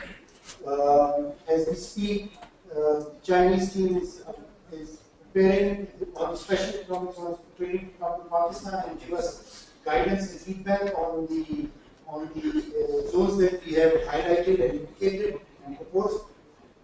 So in next about 6 months, a lot of activities happening in Pakistan in terms of new projects, new economic zones, because as you would realize that this project was conceived in a way that we wanted to work on the energy scarcity, and now, inshallah, by 2018, there are 12 projects which are on energy, and by 2018, end of 2018, inshallah, 5,000 megawatts of energy would be in the circuit. So our energy scarcity would be over. The new projects would be there by inshallah 2018. The western route and the eastern route would be complete. So our north-south connectivity would be in place by March this year. Our long-term plan, we're working day and night along with Sabda would be approved, and then we would move into the next phase of CPEC. So some of the challenges and some of the opportunities were highlighted by Mr. Basab in his brief. And I would also highlight one opportunity and one benefit of FinTech is that it has brought in true national consensus within Pakistan in terms of projects. Great, thank you. Are there any more questions out there? There's one question there, sir, and then I'll come to you as well, Mr. My name is Salman Hashmi, and I'm a forensic accountant representing a newspaper in Islamabad with the name of Forensic Eye. I've got a question to the panel is this that what CTEC is doing very good, China is doing very good. We have got enough financial accountants in Pakistan, and what will be the next in the world? Because we don't need any accountants, we don't need any new people with the skills who will do the job. Like the China is doing the job, and they are in Pakistan to create something. And with all this financial planning and all this thing, and I travel around the world, I come to a point that this is no use to the new nation, our youth. With the financial planning, they can calculate, they can do blah blah blah, they can do CP ratios, they can do a lot of things. But the ground reality is that China is helping us. Developing this. My question is this: that what ACCA is thinking, what the benefit they will get to the society of Pakistan, to the nation? Are we going in the right direction or wrong? So I think we'll get Mustafa and we'll get TV to also on because China's had decades now of economic growth. China is also growing the number of financial accountants they need for their economic growth. So I think that will also answer some of your questions on demand supply. Philip, would you like to answer the demand supply question first? Do we have enough accountants? Or do you have enough accountants in China? Thanks for the question. I would like to say is that due to as we already developed for over 30 years, we're still short tenants, especially for the accountants. So because the company in China, they now before they were very small, now they become a larger size, and they start to open the subsidiary overseas and also domestically. For the accountants, is very key person to the company. But maybe some basic works we can take that by the financial service center or by the automatic accounting entry. But for the strategic accountant, for the financial analysis, and this is very key for the company. And actually, I just mentioned about the budget planning is also should done by the accountant, and the accountant should provide a lot of information for the decision-making levels. So I don't see any chance that the accountant will use this. It's very important for the economic development, and also, for example, for China, I just said, if they want to go overseas, they need to be localized. They also need local accountants to provide service to the company, especially for the taxation and also, just I mentioned, the analysis and the planning. They are very, very valuable tenants that the company needs. So I'm going to go around again and just ask for your closing comments and also for people to address any just on that last question as well. Zaman, would you like to address any of the issues that we've raised, but also the point that again that's about demand supply, which is again economics, demand supply, and also when we talk about economic zones, free zones, and tax holidays. Perhaps from an economist side, would you like to share with us, is that beneficial to the economy that we give these tax breaks and create these enterprise zones? So just very quickly, if you could wrap up as well, and then I'll move on to Mustafa to also and Hassan as well. Thank you. I would like to, since I'm running the company as well, the job of accountant or the graduates of ACCA is getting very broad based. To tell you now, SCCP, they are coming up with new ordinances. There is a lot of risk and compliance jobs. So now, take my example, I have a very small company. I need accountants everywhere in internal auditing department, external auditing, risk and compliance, overall regulatory compliance. Now ACC graduates, they are playing a very big role in the regulatory compliance. The Security Exchange Commission and PSX, they have a lot of compliance requirements as well. So the requirements and the scope of the job is getting wider and wider as against the traditional role usually ACCA people played in the past. Coming back on to the wrapping point, I would like to say it's not just CPAC. The impact of CPAC is filtered into the private sector as well. It's just very recent in the past 4 or 5 months. Big Chinese companies, they are buying business in Pakistan. For example, Shanghai Stock Exchange, they just bought 40% shares of PSX. PSX, Pakistan Stock Exchange. And their immediate plan is, whatever the Chinese companies they are going to come on CPAC, they are going to get listed on Pakistan Stock Exchange. So I would like to answer your question through this way.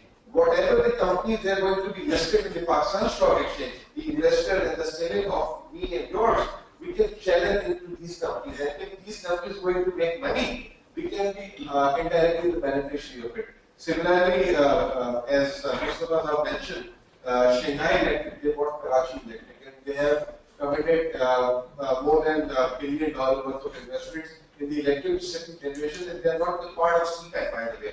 This is over and above what we are going to get from CPAC. So it's like it's a public-private partnership on the one hand, and it's just private and private and private. And the general public, if they are going to benefit, if they have savings, they can channel into all these projects, and if the general public they want to be the part of that all this happening, they can be employed as well.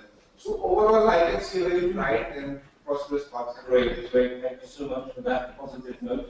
Mustafa, your closing comments. Yeah. Remember, you have an audience largely made up of professional accountants. Absolutely. And also the question that the gentleman asked. ACC will have a huge role in One Belt, One Road and China-Pakistan economic corridors. As PD and Zoman Sir said, there are many opportunities in companies, in the joint ventures, in the projects which are about to be initiated, which accountants are needed. So I think everyone needs to go towards the opportunities, need to seize the opportunities rather than waiting for opportunities to come to you. See who are the companies which are working right now in China-Pakistan economic corridor projects. There are Pakistani companies. Learn Chinese. I think that's very important. Pak China Institute is also teaching Chinese to students. Good school system and Pak China Institute started Chinese a long time ago as well. Learn Chinese, meet Chinese people, go to Beijing, go to Shanghai, come to us, get to the visa, and meet people. And position yourselves for CPAC. It is going to impact you. You can either be riding the wave or you can be waiting to ask and question how to come to you. I would suggest go for it, go for the kill. It's happening right now as we speak. Meet the stakeholders while CPAC. Come to conferences like this, network, and you'll be part of CPAC.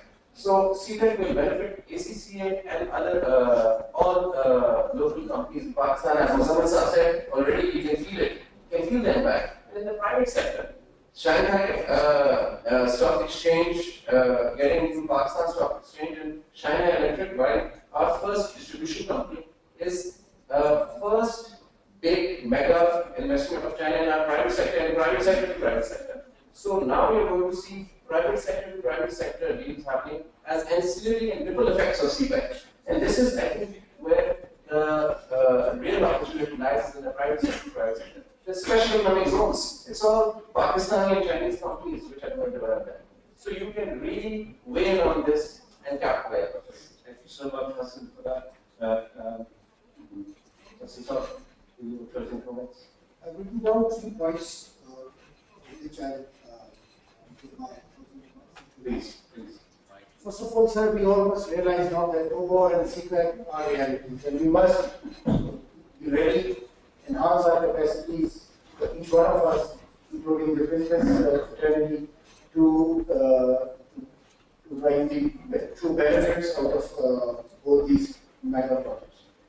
In terms of clearing out some of the doubts, I would also highlight here that we have a dedicated team working on our website.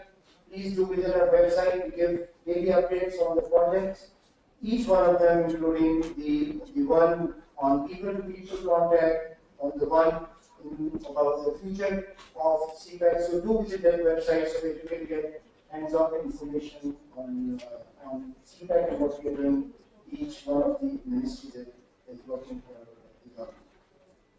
And lastly, sir, besides the project on energy and the rest of the portfolios that have been highlighted, we are aware that we have to work on the capacity of the next generation, as was highlighted. We're working on Education Institute, we're working on universities, we're working on next week we have a conference within the Planning Commission to establish a consortium with Chinese think tanks and the top 5 universities and top 5 universities from Pakistan.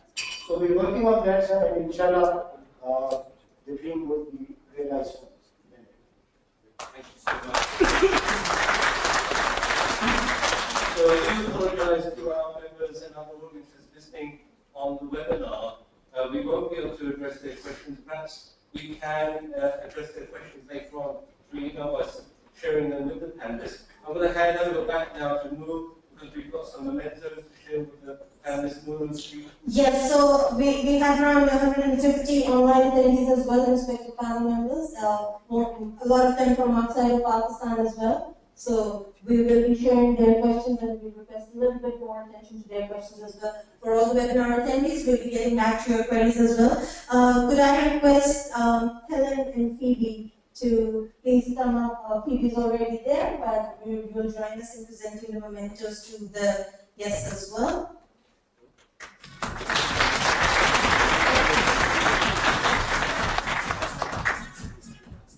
Yes, Phoebe, if you could join Helen as well. Muzamil Asud, if you could please come up and we can carry the applause for his.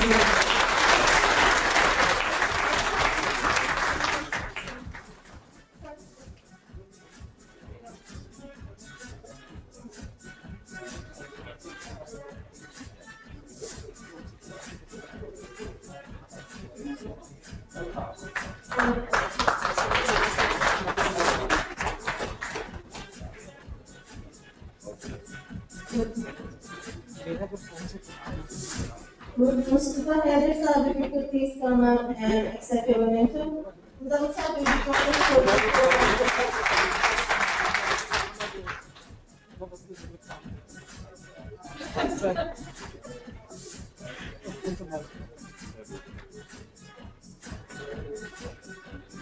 and Kasim, now, sir, if you could have your memento as well.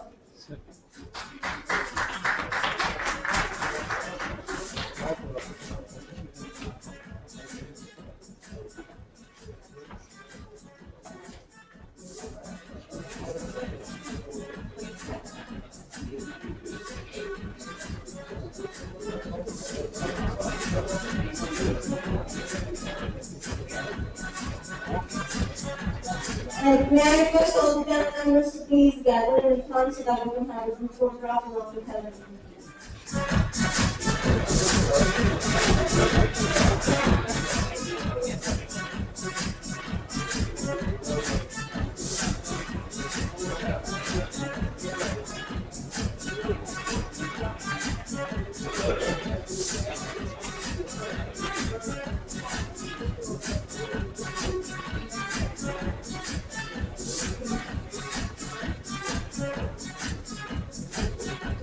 Give the panel members a round of applause.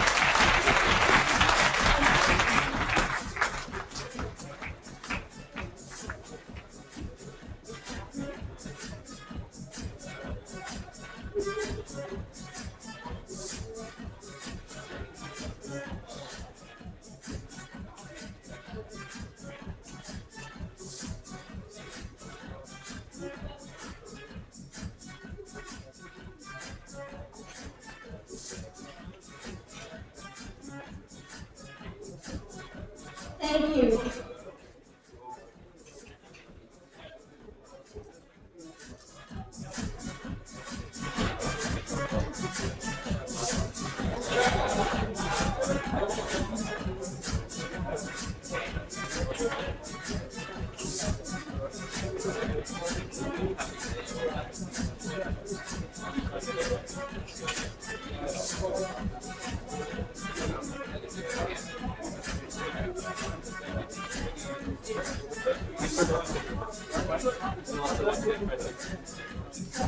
Thank you. Thank you to all the panel members. I would now like to move on to the next panel discussion very quickly. I know that's the panel discussion that's coming between yourselves and the lunch. But it is again a very important moment for ACC Pakistan and the fraternity as well, as we launch the first of its kind on the topic reports today on evolving the landscape of sustainability reporting in Pakistan. The next person that I'm going to call up on the podium is an ACCA member. He's a senior ACCA member who's working with ACCA Pakistan on a lot of different projects. He's absolutely passionate about the different topics, the different agenda points that we have. Could I please request everybody to be seated so that we can proceed with our next program agenda? Thank you so much. So the next panelist, the next keynote speaker that I'm going to call on, I've been working with him the last 8 years, and without further ado, let's call Malik Mirza, the Managing Director of Finman Group. Malik Saab has over 15 years of experience in the finance, business, and strategy management, consultancy, and training. He comes up with a vast range of research portfolio as well. So please welcome, ladies and gentlemen, Malik Mirza as our keynote speaker for Evolving the Landscape of Sustainability.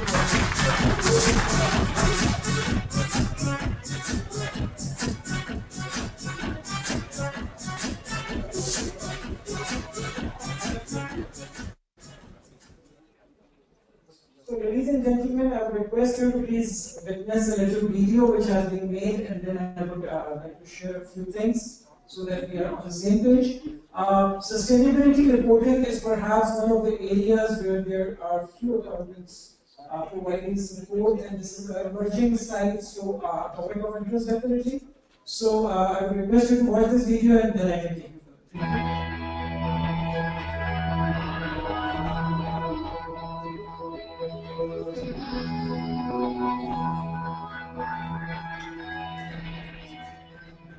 जितने काम है ये मेरे water contribution और better है और जब आप बेटर शेयर करते हैं और अगर आप ऐसे बेटर स्टैंड आप इम्प्रूव करना चाहते हैं तो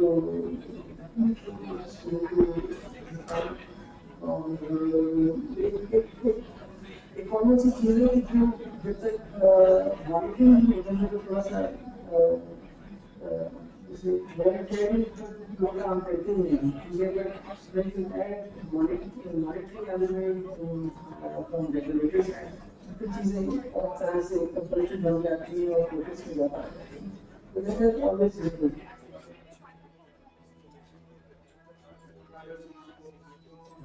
कंपनी लेवल पे इसको देखा गया है कि इसकी काबिलियत है और कंपनी लेवल पे इसका कमिटमेंट जॉब से आई है और कुछ कमिटमेंट को लेकर भी चल रही है और इसके ऊपर हमारी इश्यू को रिपोर्टिंग होती है क्योंकि रिपोर्ट की रिक्वायरमेंट हो और एक्सेस की रिक्वायरमेंट हो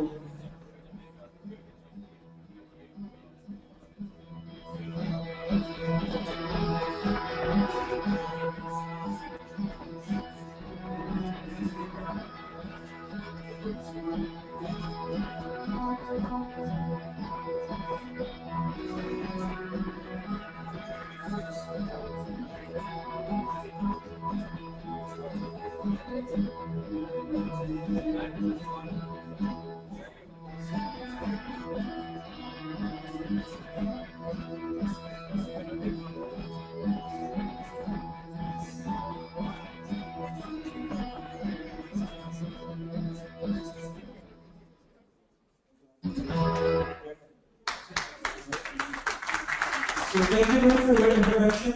Ladies and gentlemen, Imran, Sarisa, Phoebe, Aida, Muzamil Saab and Ram Saab, Arif Saab, everybody, ACCA members, people from respective organizations, a warm welcome and Assalamu alaikum to all of you and a very good afternoon. I know that between me and the lunch break, we have got this research report. By the way, this is the first of its kind research report from ACCA's platform in Pakistan on sustainability and sustainability reports. So I would like to start by a few verses from Allama Iqbal, which says that Sukun mahal hai kudrat ke kharkhane mein, sabat ek taghayyur ko hai zamane mein.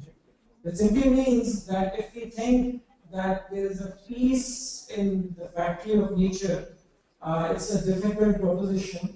And the only thing which is constant is change. So now if we look from the perspective of an accountant or where we are working, world is fast changing. And it is said that the world is moving in a pace that if you want to stand on your place, you have to run. So if you are not running, then some people might be running and they might move from your place to other. So when we talk about sustainability reporting, the idea was that there are a lot of companies which are producing dedicated sustainability reports, and there are companies which are not producing sustainability reports. There is no mandatory requirement in Pakistan for corporate sector to produce sustainability reports. So why are those companies which are delivering these reports are doing that? So this was the key question due to which this research project was initiated some time back. And the idea was to, next slide please. The idea was to go to the people, ask them the benefits, why are they reporting, to understand the benefits of these reporting for the organizations, to review how can accountants play their role into this particular area of future interest, and to really think ahead. So the first thing which we have tried to answer in this report is why are companies actually preparing sustainability report? What are the benefits they are going to get out of it? In a couple of minutes, I'm going to share that in a very summary form. There are views from stakeholders. There are companies like ICI, Atal Refinery, Karshi, Crescent Steel, and these are the companies which have been producing sustainability reports year-on-year basis. And what we have tried to do in this research report is to meet the relevant people and to get their views into this report. And I'm really grateful and honored to have a representative from those organizations as well, from Karshi, from Atal Refinery, from ICI. So thank you very much for your time and for this report, which is now something of benefit to the accounting community at large. This report also outlines a comparison of evolution of sustainability report in Pakistan with Sri Lanka. And finally, we have given a few recommendations about the future, that how can we really improve this thing altogether. If we talk about the story, why sustainability report, and I was pleasantly surprised when I met a couple of CFOs who were producing reports, and when I asked them, sir, what made you report on sustainability? The answer was very simple. They said that there is a business case to sustainability report. So my next question to them was that, how can you say that there is a business case? And they said that by implementing the standards of sustainability, we have reduced our costs and we are better able to manage our targets. So this is one thing that being an accountant, being part of the profession, we can very well look into those sustainability reporting standards and see if we can make recommendations to our management that this has a business case. Second point, which was very clearly coming out from the sustainability reporting side, was very interesting. They say that it is actually helping us to better manage shareholders' perspectives, our perception in the market, and about the transparency. That look, we are transparently telling you the impact on environment, the amount of raw material we are consuming, the impact of energy conservation, and this has to be very transparently disclosed. So this thing, when it comes into public eye, gives a better message to the stakeholders. And you can see there was a process by ACCA back in 2002 where the environmental reporting awards were initiated. And the process, as has been summarized here, the entries were called, there was a criteria, there was a panel of judges, and people submitted their reports for qualification. And you can find all those reports which are awarded the criteria on the website. So if you move ahead on the business case side, why sustainability report? Like, how do we define sustainable development? We are not responsible in this present time only. We are responsible for our acts to the future generation. The environment which we are going to leave for our children, for those who are going to come after us, what is the impact my company, my organization is creating on that environment? Am I delivering something good?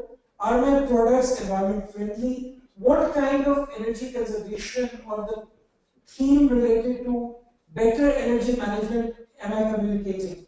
So once we talk about sustainability report, there are three things which came very clearly.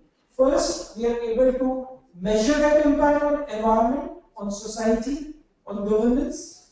Second, through targets and the benchmark, we can clearly understand our impacts which we are going to create. And last, the way in which we communicate that impact to our stakeholders and people at large. So this is something which for Pakistan is becoming important because now we are becoming part of a global supply chain management. And there has been a lot of discussion on CPAC. Once the companies from abroad, they are going to land in Pakistan, they are going to meet international standards. In sustainability report, IIRC, the Integrated Council, these are the new trends or the changing scenarios happening in the world. So being an accountant, if you want to take our companies into the global direction, sustainability report is certainly one of them. And then if we take what are the key benefits to the organizations which are reporting on sustainability, which is one of the takeaway points, I would say, which accountants can take back from this conversation to the organizations in which we are working. First, there is a disciplined approach towards process improvement. We talk about business process improvement, we talk about that we are going to reduce costs, all the rest, but the sustainability reporting or the GRI standards, they provide actually a framework which brings in discipline to this approach.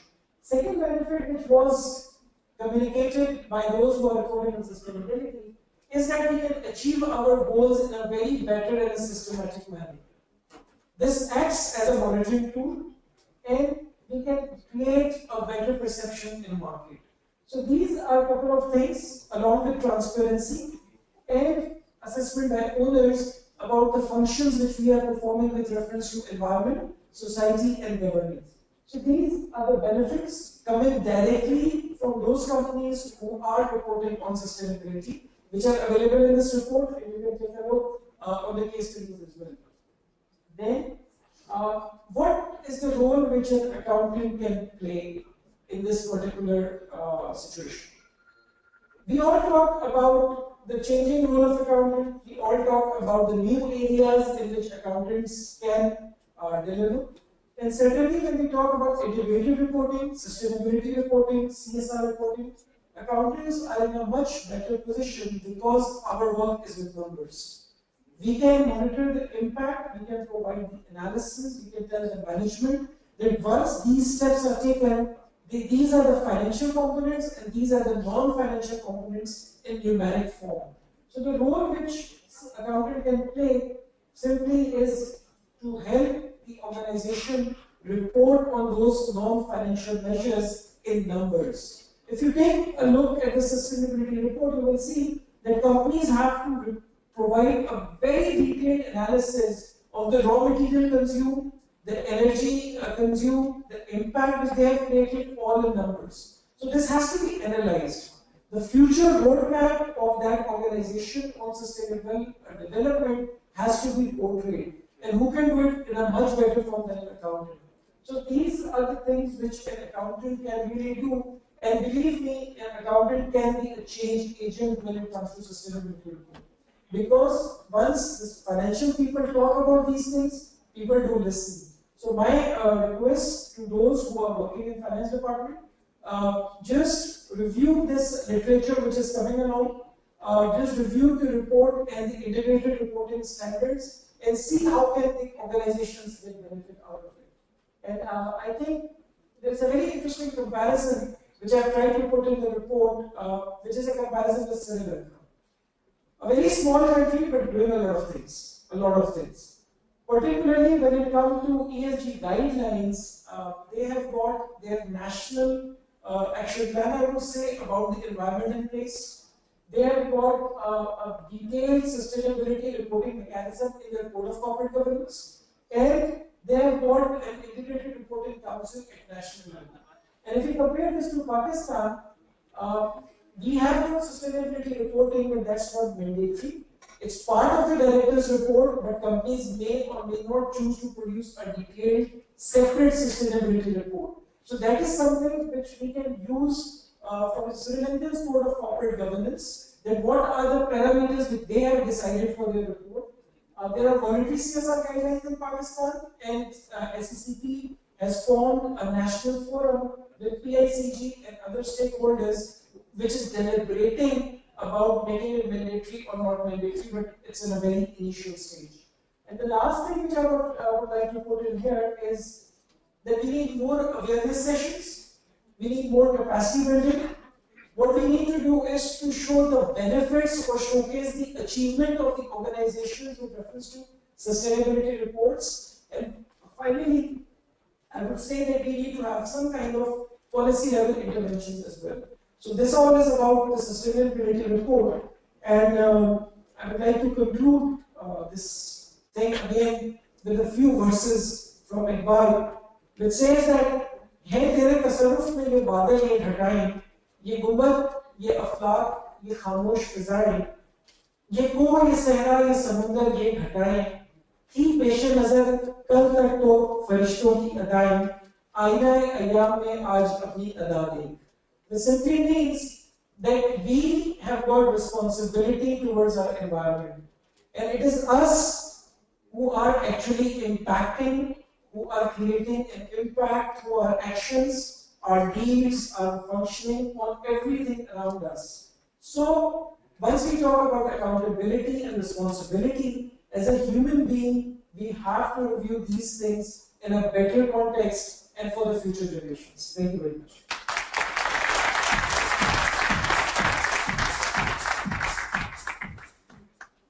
Thank you so much, Malika. For those of you who are interested, we've gotten a few copies of the report also present in the coffee tables on the front, so you can review them later on as well. I would like to now call the next panel, the esteemed panel, up on the stage as well. Our moderator again, Mr. Arvizu Mirza, the Regional Head of Policy. Please take the stage for moderating the next session. We're also joined by Helen, who will be on this panel. So, the Chief Executive of ACCA, one of the few women to lead a global professional body. She's worked closely with the International Federation of Accountants and is a founding member of the International Integrated Reporting Council. Huge round of applause. I'm also joined by Mohammed Imran, Director of Projects and Training with the CSRCP. Imran Saab is a seasoned management consultant focusing on sustainability and integrated reporting projects. Mohammed Imran Saab.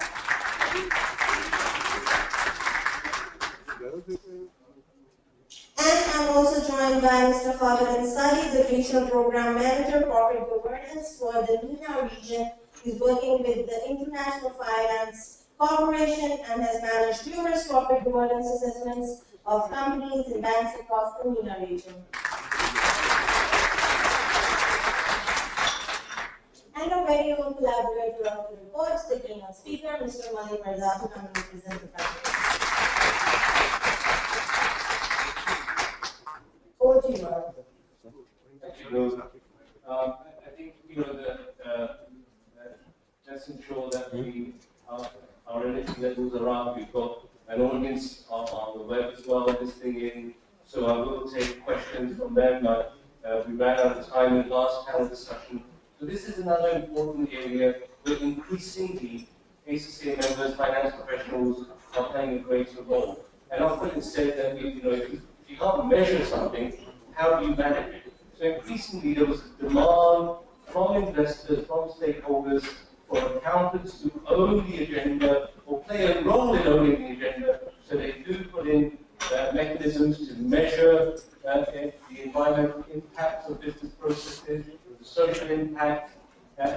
as well as the economics. So accountants are increasingly being relied upon to play a role in measuring and reporting. Helen, ACCA has been a leading advocate of sustainability reporting for more than 2 decades, and ever since the science had improved, there was a real connection between the business processes and climate change, etc. And taking a holistic view, why do you think even in developing countries like Pakistan, and we heard that in the earlier session, the opportunity cost of development is that you may have to extract, but why must countries like Pakistan also embrace sustainability practices? I think it goes back actually to the first session we had today, looking at CPAC and generally the economic development of the country. It's going to rely on much broader and deeper systems of reporting that go beyond the figures. And the reason for that is about confidence. Investors are looking for information that goes way beyond short-term profit. They're looking at the long term, whether that be good governance, whether that be the environmental impacts of the organisation, whether that be the risks of the business of that organisation. And all of that can come together through an integrated approach, integrated thinking within a business, followed by integrated reporting.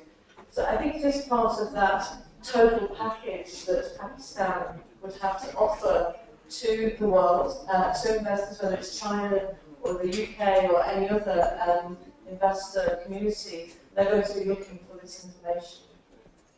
Although, just to bring you in, you've been actively advocating and leading institutional capacity building in corporate governance in the region on behalf of the IFC. But clearly, the IFC believes that good corporate governance is vital to protecting its investments.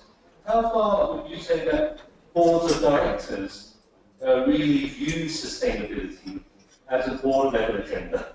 And we heard earlier on that our own code of corporate governance doesn't really have a material, substantive element on the directions of the board on this. So that's one question. So how far would you say that board of directors really view sustainability as a board-level agenda? And do you see scope in the future of an additional layer of governance in companies? So something like a chief sustainability officer, and people reporting into him on sustainability. Do you see that as a future? Hello everyone, thank you, Eric. Pleasure to be here, always for ACCA. I think it depends on where you're looking. If you're looking in the developed part of the Middle East, which is the UAE, this is the first world of the Middle East. Sustainability is a hot topic. In Pakistan, it's a lukewarm topic at the moment. But then corporate governance was very cold 9 years ago. I mean, in Pakistan, there was hardly any traction for corporate governance. Businesses were reacting. We did a report, I think we did a report in 2009, where businesses said this is a waste of money, waste of time and money in corporate governance. And sustainability, actually, when you talk about boards of directors, I think they're very well aware of sustainability, but they don't call it that. They call it saving money. Because a lot of sustainability measures, in fact, the vast majority of them, save money. And so if you're a company who is concerned about saving money, saving costs of delivery, then your product or service is going to be much more competitive, which is going to go back to what Helen was saying, build confidence in your suppliers, your stakeholders, your buyers, your clients, and overall of the market. So I think we need to unearth all the practices that are already happening in companies, and then let them know that this is sustainability. It's a bit like how we did development of corporate governance across the Middle East, and particularly in Pakistan. My first thought was get the words corporate governance out there. Talk about what they actually mean. And so when you start talking about what they actually mean, a lot of those things are done, and they're done in Pakistan, but they're not called that. So I think we need to unearth them. And I'll come back and talk more. And the other point around putting in an extra layer of governance to take charge of the sustainability function. I think that should come with in time, not right now. I think if you do it right now, it may be a bit pushy, but I think you should do it in the CPEC corridor. I think you should make that a separate ecosystem, and you should try to set world-class standards just within CPEC, and let the rest of the country catch up. I think that would be a good idea. I think, though, just on that point, I think if you create that function, you have to be very careful it doesn't become a ghetto within the business or an excuse where everything will be dealt with. There has to be very clear board leadership, chairman, CEO, leading on these issues, otherwise they don't get dealt with effectively throughout the organisation. So that will be there as a support too. It can't be only part of the organisation or the businesses is dealing with sustainability issues. Well, do you see scope for any sort of modifications in the code of corporate governance to address these issues? Would you like to see more emphasis being placed on a mandatory sort of, if not in the governance level, certainly maybe at a committee level? Kawasab just said that the people understand the term cost saving. So when we talk about corporate governance, at one point in time, I remember when this board was announced, people were quite reluctant that how can board function in the manner which they are saying, and mostly Pakistani companies were owned by the families. But now that has gradually shifted. When we talk about sustainability, the key thing which has to be communicated or showcased is the benefit related to the costs and the disciplined approach towards the impact on environment and on the society at large. So in my view, in code of corporate governance, there can be a separate agenda like for civil affairs now. And it can be monitored by a committee of the board so that at least that thinking comes into the processes. And people can take a very disciplined approach towards cost reduction, as Khalasa was mentioning, through that detailed, disciplined process.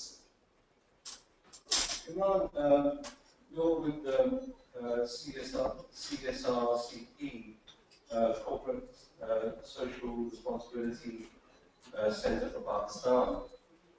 We met at the GRI conference in Amsterdam, and you've been sort of spearheading the capacity building of companies to be able to adopt GRI in Pakistan. What do you think is the overriding need for adoption of GRI standards in Pakistan? And I know not a handful, if you like, a significant handful of companies are adopting. And what difference can GRI reporting make to investment levels in Pakistan? So, can it bring investors here if they start adopting GRI? Thank you, Arif.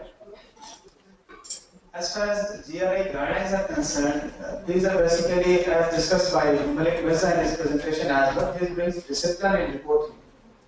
Because if you see Pakistani companies reporting from environmental perspective from 90s up to 2005, the companies were reporting on different issues but in their own language without following any specific parameters or KPIs or any management processes that they reported. And if you see that in 2005, first Pakistani companies started to adopt that was Anglo. They started with GRI report in 2005 with GRI G3. G3 was available at that moment. And unfortunately, if you see the adoption of reporting on some guidelines in Pakistan, you will be astonished to know that after 12 years, we still have less than 10 companies that are reporting on some guidelines. So you see the level of adoption or level of adaptability in Pakistani companies on some reporting framework that is diminishing. It is diminishing at the moment as well. I tell you that it is moving upward but diminishing as well. We need the data partner as well, which basically collect information on sustainability reports in Pakistan issued by different Pakistani companies, and then we disseminate this information to the global network. And what we have seen during our process is that some companies started to report, they issued one report, and then they left. They went backward. I don't know what was the reason, but the reports were not available in public domain. And I received last week email from GRI in the data portal side. They were also astonished that last year we have submitted 10 reports. There were some GRI reports, some GRI reference reports, and some companies have not followed GRI but reference and GRI framework their reports. And this year, last year there were only 5 reports. So you see the level that it's not on the upper side. The reason is basically that there is an awareness issue with the companies, with the management as well. I being a trainer on the corporate practice training program, trying that as well. But I see that there is a perception issue on the directors level. They are not well aware of this CSR practices or some GRI reporting. We foresee sustainability or CSR practices as a philanthropic perspective still now. We see that we are working for health, we are working for education, we are working for some catastrophic events and calamities, natural calamities. But if you see that these elements of spending on social responsibility of education, on health, or on some environmental perspective, this is only one KPI out of 90 plus KPIs which are available under different reporting guidelines. And this needs to be improved, this needs to be worked on. And we at CSRC, we are basically focused on creating awareness with the reporting teams. That they need to understand what basically reporting guidelines required from the organization. Because if you produce a report according to some specific guidelines, it creates trust. And when there is a trust, there comes investment. If you are disseminating information about the impacts, you are identifying that what are your impacts on the environment, what are your impacts on human rights, what are your impacts on product responsibility, then you are basically creating a trust function with your stakeholders. And when you are creating trust, there will be investment opportunities. And if you see, apart from the Pakistani companies, Pakistan being in international supply chain, now international customers, they are asking companies to come with some reports, especially in textile sector. And you will see more textile companies will be reporting. Because currently only one company in Pakistan is reporting in the textile sector, and that was inclined to report by the international customers. They were asking that what are your management practices? How you are managing your impacts on the environment, on the economy, on social perspective. And what we see is that reporting on some standard parameters will not only add transparency, will create a trust among stakeholders, will give a brand reputation. Moreover, as well as it will give advantage to companies to identify and measure their impacts, and it will result in cost savings as well. And when it will result in the multiple benefits of cost saving, trust, and confidence among stakeholders, it will definitely lead to good investment opportunities in Pakistan. Let me open it up a little more and ask you all for an answer to the next one, because there's an increasing acceptance that non-financial reporting in the form of social and environmental performance that we're accepting as part of corporate performance. But increasingly there's a demand now for sharing information on gender and human rights as well, issues.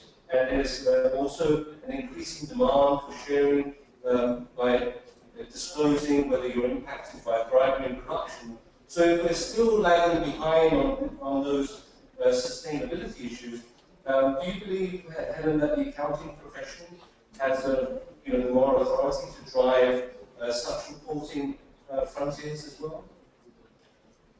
Yes, so just to make it a general point, I think where we really have traction with whether it's environmental, sustainability, CSR, integrated reporting, it's because businesses understand you do better business once you can produce those reports.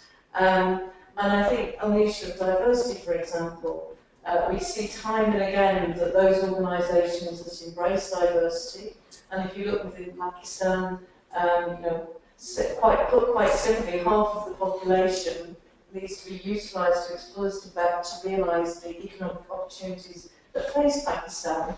Therefore, why wouldn't you be using reporting as one of the tools, just one of the tools, that helps companies to manage and progress diversity within their businesses, because this is good for business. This isn't a charitable exercise. It's nice, it has good impacts in terms of social equity, but actually it's good for business, and that's when we see action being taken, when that's just fully understood. So it's integrating the social, the environmental, governance, financial, taking that holistic approach to your business, and then reporting on it. So the report is the output.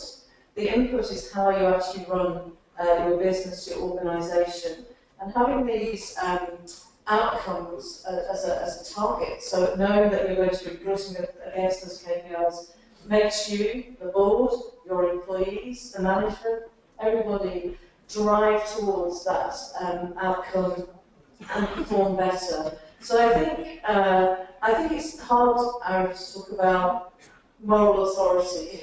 I think that's all. It's always difficult. What we do know about professional accountants is that they're there to ask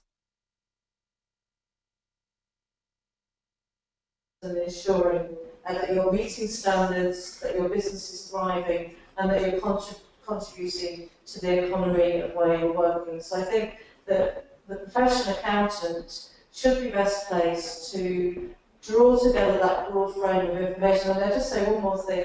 If the professional accountants don't take this space, somebody else will.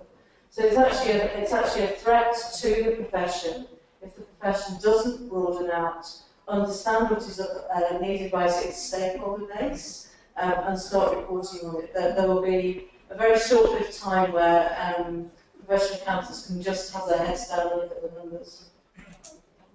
Thank you. Again, Carmen, you mentioned earlier on, there's a cost-saving exercise. In a broader sense, it's good for business. So do you see this, these elements of, again, adopting better practices on gender because it makes business sense, fighting bribery and corruption because it is cost-saving, you are going to save cost. So how are we going to embark without having a mandatory sort of intervention? How are we going to allow finance professionals to lead this and own this and drive this change of behaviours? Well, ACCA and IFC have already done something together and brought about change. I don't think we can take entire credit for this. It's the SEC people. So, remember, about 8-10 years ago, we worked on gender, we worked on women on boards together. And it's a subject on a lot of business people's agenda now. Even now the SME code for corporate governance has a request by the SECP to have women board members on their board of directors. So I think that we need to do some market development. We need to create awareness. We need to have some champions, and I think people will follow. If businesses will follow, in this country, businesses will follow if they see the benefits. And there are lots of benefits, and there are lots of things they are already doing. So we need to unearth those, bring them to their attention, and get them to report it. Maybe develop an app for sustainability. So you fill in, you download the app, you answer the questions, and then you have a report. So I think there's a lot of role that ACCA can play, and the accountants can play in general, the ACA as well, where people actually make it easy for them to generate a report, because businesses find it daunting to generate these kinds of reports. And a lot of these people are doing good things. Like if you look at the textile sector, there are many innovative businesses in Pakistan who are doing things which are women-friendly, which are employee-friendly, which are resource-efficient, but they're not talking about them because they're not used to doing it. And Imran, the professional accountants sitting here in the audience, what can they take back? How do they sort of, within their companies, whether they're at the mid-management level, at the senior management level, how do they begin to own this agenda? How do they escalate things to the CFOs that these factors need to be accounted for? We need conversations at different levels within the company on addressing these issues? How do we do that? As a professional accountants, ACCAs or ACAs, they are at a very good position to basically advance this agenda as well as be a part of the change. Because they are very well versed with the standards, with the management systems, with cost benefit analysis, with understanding of reporting practices, with assurance of different reporting practices that what startup reports or what information is required to be reported as per standards. As far as their JPAC is concerned, because sustainability agenda is concerned that it moves from top-down approach in Pakistan as well as globally as well. Apart from not the down upward, it is moving from the top down. People working at senior management level or the management level, they can see the benefit and they can transform that benefit in their meetings, in the board committee meetings. They can forward the agenda to the board risk and management committee. That these are the non-financial factors that need to be considered, because the climate change is one of the major factors, apart from human rights violations, apart from corruption and bribery, apart from other environmental impacts. But the climate change being a leading motivating factor for the businesses to understand non-financial risk in their decision making and to transform their business strategies in the upcoming 5 to 10 years period or in the long-term period. So the senior management level accountants or the accountants that are working at the management level, they are in better position basically to understand, to take into account these non-financial factors of making a decision-making processes or while implementing decision-making. And through their board risk committees, they can add value, they can add different perspective to the decision-making process, and that can be benefit not only the organization, but as well as for the accounting profession as well. I would like to add that by saying that we all talk about adding value to the organization. We all talk about it, we all understand that an accountant should add value. I think one of the remarks which I got from CEO of a company when I was doing this research, he said that we are more concerned about the mindset and the process which sustainable thinking brings. And as just Helen said, those were the same remarks of the CEO. He said that the reporting is the outcome of the process. So in my view, when we talk about accountants, we are in much better position because we are looking at all the processes. Like making any payment is not a payment, it has a story behind it. Who is the supplier, how was the procurement done, what was the procurement, and 101 things going on. So when we talk about that, obviously one of the things when we talk about corruption or bribery, I would like to add that there is, if we talk about resource inefficiency, there is also a form that resource is not being used up to the best level which that resource can be used. So if we talk about external corruption, can we talk about internal corruption? Like are our employees producing their best? Are we using the resources we have to the optimal level? And all these things actually are very well defined in GRI standards and sustainability reporting aspects. So in my view, when we talk about adding value, we need to go out and tell to our CFOs, CEOs, board members that look, once we start doing this, benefits are going to come. And those would be tangible, measurable benefits. And that would be by change of the mindset, and the report would be the outcome. So that is something which we can really effectively do. There is a whole lot of discussion in this report about the key benefits about the organizations which have got after reporting on these. And I would say that there are case studies in this report. So we can use this research, which is a Pakistan-based research, coming directly from CEO. There is a lot of material available on the integrated reporting website. The standards are readily available, case studies are available. When I used to see global case studies, I used to think that how can we develop a case study from Pakistan, and this report actually answers that. So in my view, once we are back in our organization, we can use this as a value-adding tool. We can at least discuss that these processes will help our organization to be in a better and effective manner with reference to utilization of resources. Saying here collectively that as long as we're able to monetize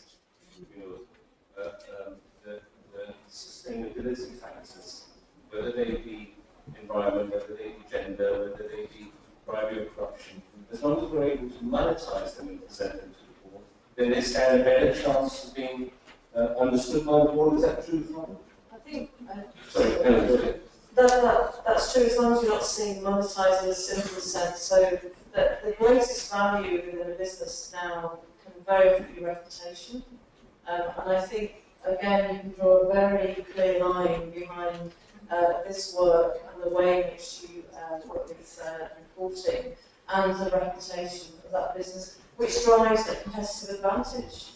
So again, it's about being competitive in the marketplace, it's about building and maintaining your reputation and the financial impact that that has. But I think sometimes that reputational piece is lost in the board discussion until you lose your reputation, and that's far too late to be having that discussion then if you haven't actually built the capacity to deal with these issues over a period of time, then you will not maintain and you will not develop your reputation. Is that true of some companies and MENA and these companies? Well, I think that there are different types of stakeholders you're appealing to. When you're appealing to large companies, then reputation is absolutely critical. They've spent 40, 50 years building up their business. They don't want it to collapse anytime soon. So they know, they understand the impact and the gravitas of reputation. When it's younger companies, mid-sized companies trying to get to scale, they need access to finance rapidly, and they don't know how to get it. So I think that the financier's perspective is very important. So we need to get financiers into the same room as these companies and explain to them what the expectations of financial institutions are, other than just money. Monetizing it, the cost-benefit analysis is good for everyone. So I think that we need to do, we need to engage these stakeholders and get some leaders. So for members of the audience working in financial services, banking, etc., it's equally important for them to understand, the principles of sustainability reporting. Absolutely, and the thing is, and to articulate them, because I think instinctively banks know this at a high level, but they're not articulating it, because they're just talking about collateral. If you don't have collateral, we won't give you a loan. But collateral doesn't just come in terms of money, it comes in terms of reputation, it comes in terms of how meticulous you are about your saving, your costs, and how sustainable you are. Is this company going to last in the next 10 years? And when I used to talk about to businesses directly, I would say you're interested in making profits, but what about profits forever? You can only do that if you're sustainable in the long term. So let me move on a little bit away from the sustainability reporting, but still connected with this. ACC has now adopted integrated reporting in disclosing its own integrated performance. How do you see integrated thinking as part of that process to get to the outcomes as driving both internal value and external value?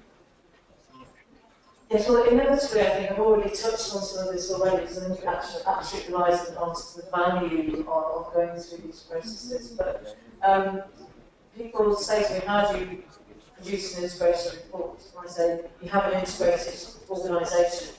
And that means you're clear about your mission, your values, your strategy, you align everything behind that, and you understand what is important to your stakeholders and report on it. I mean, that sounds simple, but it actually is very, very powerful. The other aspect I talk about there is to stop fearing transparency. A lot of businesses, a lot of organisations fear transparency. They often use I think it might be an excuse of exposing competitive information, sensitive information. I would say transparency actually builds trust. So if you're clear about the risks that your organisation is facing, and if you're clear about the strategies you have to address those risks, the direction of the organisation, that is actually far more reassuring than pretending to roll that absolutely everything's fine. There are no risks facing your business or your organisation. When it comes to competition, the competition isn't going to overnight replicate your entire strategy, your entire plan, the culture of your organisation, the way you're working. And if you are progressing as an organisation to your strategy, you're going to be changing anyway. So somebody trying to replicate what you did last year is no use. You're going to do the next thing and do the next 5-year plan and moving forward. So I think for me, integrated reporting for ACC itself, but also all the businesses that I've been talking to about this, it's really driven better business practices within the organisation. That is the principal value of it. And then once the report is produced, of course, that because an integrated report is aligned with stakeholder requirements, so any good integrated report, you will ask your stakeholders what they want to hear about and be focusing very clearly on that in a concise and meaningful manner. Once you have that, then of course you build confidence in your organisation and flourish. And I personally led about some stakeholder engagement on ACC's integrated report last year, and we're having another one next month in Karachi as well, where we're gathering stakeholders to get their feedback on the report. Like your analogy earlier on, and I'll ask both you and Imran, of a running man and a stationary man, if you're just standing, you're going to be overtaken. But now we have this sort of dilemma, if I can call it that, in terms of we haven't had full adoption yet of the GRI standards, and now we've got companies like Angroport who've adopted integrated reporting. So how are companies going to best manage these new sorts of reporting frameworks? Are they going to continue with GRI? Is there pressure on companies that are about to adopt integrated, or is there room for both of them? I'll ask both of you. First of all, it should be clarified that what is the ideas of integrated reporting and what are the ideas of sustainability reporting. Yes. Because as Alan rightly pointed out that this is a concise description. How organization creates value over short, medium, and long. And this is mainly focused on information investor community, the integrated reporting perspective. Because if you see the integrated reporting framework, they have specifically mentioned that this report is mainly focused on financial investors. They want to understand that how company is creating value for short-term, medium, and long-term goods and resources. And how company is basically impacting the capitals, the 6 capitals. A very good approach from integrated reporting that it basically pushes the company to think that what is the value creation process, rather than just mentioning the performance over the years and without understanding what are the value creation perspectives, drivers, and how organization can create or can distort capitals, how can it add value to the capitals over the years through activities. And sustainability reporting is basically focused on wider range of stakeholders. Apart from financial investors, this is for your employees, this is for your community, this is for your suppliers, this is for your customers. So organizations are basically, if you see there is a difficult for organization as well, they need to understand where we are going. Because there's a confusion as well for the organization. On which reporting framework they have to report on, whether they have to report on integrated reporting framework, whether they have to report on sustainability. And you see in Pakistan, just like you mentioned, Anglo, they were reporting sustainability information over the years. But now they are discontinued the sustainability perspective. They're just giving their integrated review. Well, is that sort of tying with your findings as well? This is the question actually which companies ask that we have got too many frameworks. What should we choose from? Should we go for integrated reporting? Should we go to sustainability reporting? Because as Mansa just mentioned, the target of the report is a little different. But having said that, till the time it remains voluntary in Pakistan, it would be on the desire of the people and the commitment from the top management whether to produce or not to produce.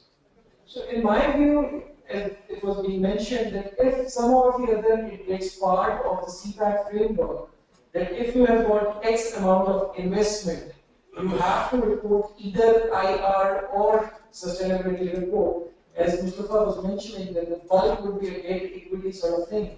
And with Shanghai corporation coming in, taking the stock exchange, I think more and more international investors would like to see integrated report. But we need to keep in mind that integrated report is itself voluntary in global environment as well, except for South Africa. It's not mandatory. Right? Can I just add, I mean, within the integration reporting framework, they use, for example, GRI standards would be absolutely appropriate. So it's not as if you, especially if environmental impact was a key source of concern of your stakeholders for a particular business. So, for example, in the oil and gas industry, there'll be, within an integration report, there'll be high focus on sustainability and the use of GRI standards. So it's really learning and understanding what is material to that business and the impacts it's having, and then using the standards. IR framework is not a standard, it uses standards such as GRIs in order to report. So again, it is about integration. I don't think it's a binary choice of one or the other, but it is understanding what is core to your business and reporting on that. Basically, sustainability report are must integrated reports. Because when you have to show the value creation and you have to show the impact. So framework is a high level discussion. What is value creation? How the organization is basically impacting capital. But when you are coming to KPIs, then you have growth where any KPIs are the coordinated targets. And that integrates these two. There comes a better report. Apart from that, just focusing on the integrated, just focusing on sustainability. So these are basically complementing each other. Integrated reporting is meant to encompass financial sustainability and governance reporting, those are the three main strands, and you can bring that together. So what I would like to add to this discussion is that once you take up the integrated reporting mindset of the thinking, it primarily covers most of the aspects of sustainability report as well. And as I just mentioned, the issue with us accountants is that we go for checklists and easy solutions. You see, and fortunately or unfortunately, GRI or the integrated reporting is more about mindset. When it talks about 6 capitals, then you have to really think about the value and the impact on each of them individually.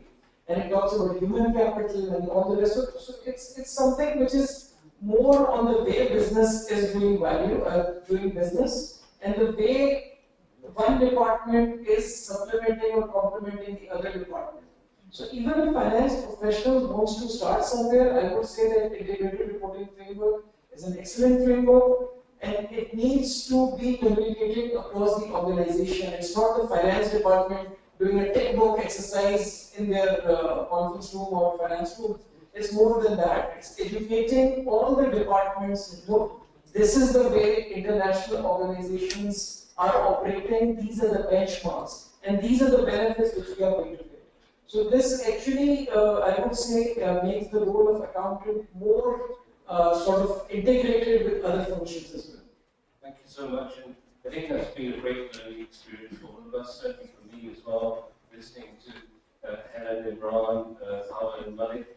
And like Malik said, this was our first sort of venture into commissioning a report on this, and there's lots more work to do. So I'm hoping that we can look at exploring other corporate reports in the future. Let me open it up for the audience. I think I've done enough speaking. Are there any questions from the audience? And we must take some questions for the webinar. Or I'm sorry, I'm very angry. Arun, any questions from the webinar? Yes, yes, a couple of very relevant questions. Yeah, we can hear you. Okay, this question is from Helen, being asked by Mohammed Zubair, and he's saying, integrating the various frameworks will definitely have an advantage, as pointed out by Helen. But each framework is based on a particular perspective. Won't that be confusing and stray away from the main purpose of the report? It needs different conflicting requirements of different frameworks. Will that make it confusing?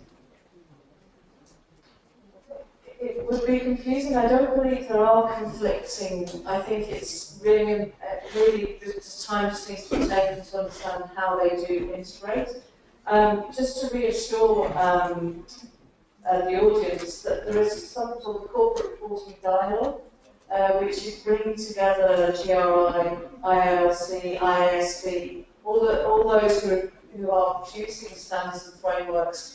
And that corporate dialogue is very much focused on giving some clarity in this space. I do understand why it is confusing, but I think if you start with the integrated reporting framework and then see how the other frameworks fit in, particularly if they do produce standards and use that, then I think it can and does work. But we do place a lot of hope in the corporate reporting dialogue, which has been convened by the organisations I just talked about, to bring some clarity in that space.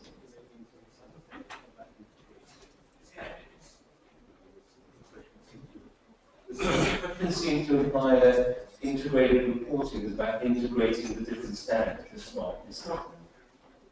It's about using them. Using them.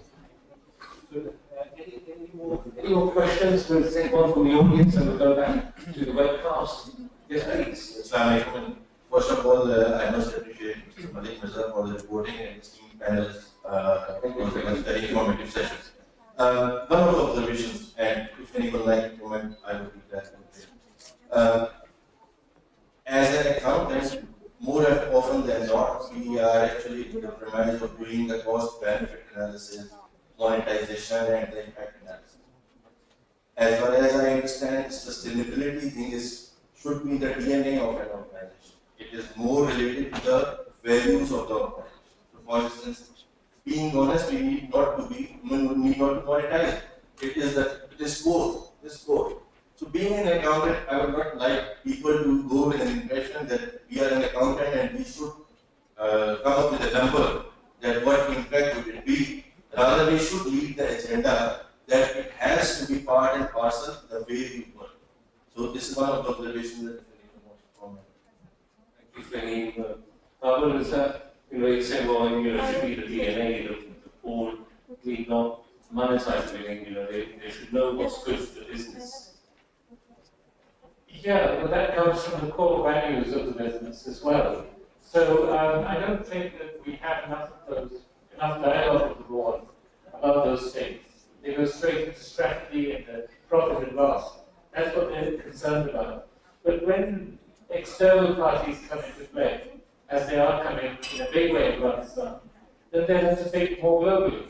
And I think that there has to be a shift. Some of the companies that are thinking globally should be, they should be protecting some of their practices. And there needs to be a dialogue before we get there. I do agree with Fahim's point, though, that the professional accountants, if they're for training, should be able to provide that support to the board and to be providing the thinking that will create the right values and that will create behaviours that go with the values. So absolutely not the person who just deals with profit, but the person who can... We did a lot of research post-financial crisis, and it was very clear that the CFO is more and more becoming the ethical guardian of the business and is seen as that voice to the chief executive and to the board, and it's a very important role that professional accountants can play. Let me just dwell on that point a little bit longer, because I think it's an important point. Mark asked, it's part of our occupation in professional ethics principles. Then the other more sort of abstract language, how are we going to be more courageous? So that how are we going to have the courage to do the right thing? In committees, in boards, perhaps we would like to address those things. In the character, we have to be more courageous to do the right thing. Well, I think that you have to have the right competition of the board. Courage comes from the collection of people that are there, and the environment, the level of teamwork, and confidence and trust between the top team. So if you have, yes, men or women, but it's usually men on the board, you're not going to have much courage.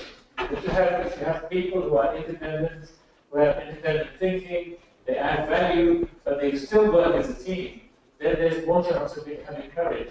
So we always advocate having this skill base. And it's not there in Pakistan. There's a lot of work still to be done.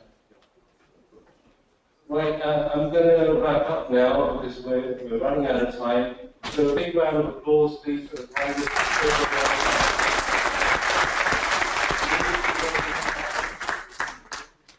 Yes, thank you for that. I know there are more questions, but we'll take it to the networking lunch outside. Could I please request Ayla to please come up on stage, our councilman from Pakistan. We have to implement this to our panel members. And Helen, if you also step up along with Ayla so that we can hand over the giveaways, the mementos to everyone.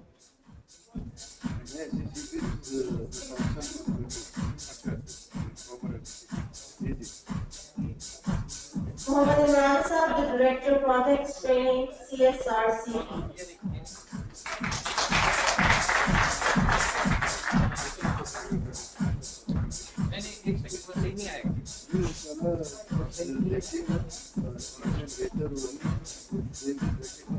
To Mr.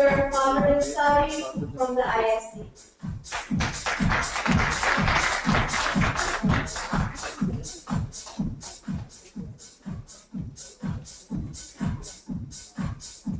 To Mr. Malik Mirza, Managing Director of Fintech.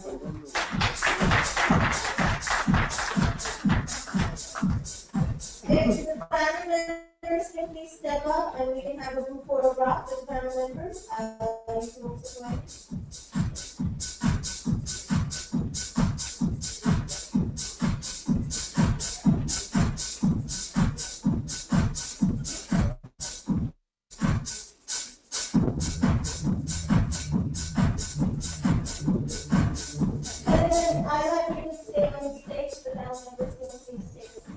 We have one most important memento to give out. Sujit, if you could also join up on the stage.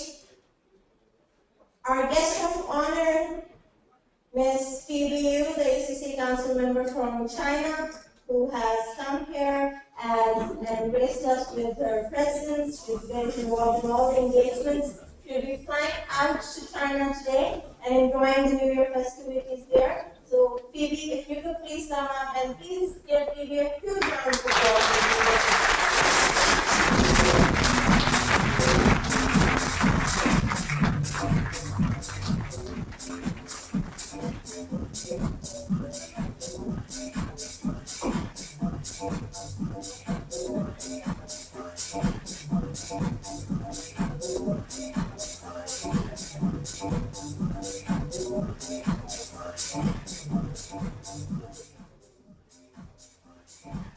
You carry on with the applause, please.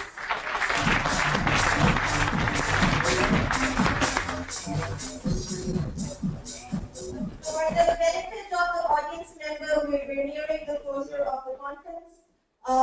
There is a feedback form that we have put across in your folders. Please feel free to share your candid feedbacks. Just leave it at the back of your chairs once you have filled out, because that is key and crucial for us to organize and develop other conferences as well.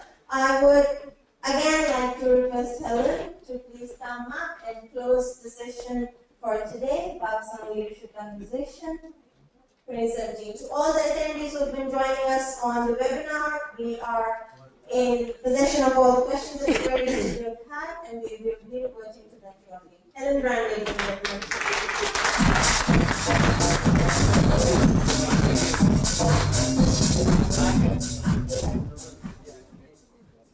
Well, hello again, and I'm now very aware that there's no between you and lunch, so I won't take long. But it has been my real pleasure to be here today and to be part of this inaugural ACCA Pakistan Leadership Conversation in Islamabad.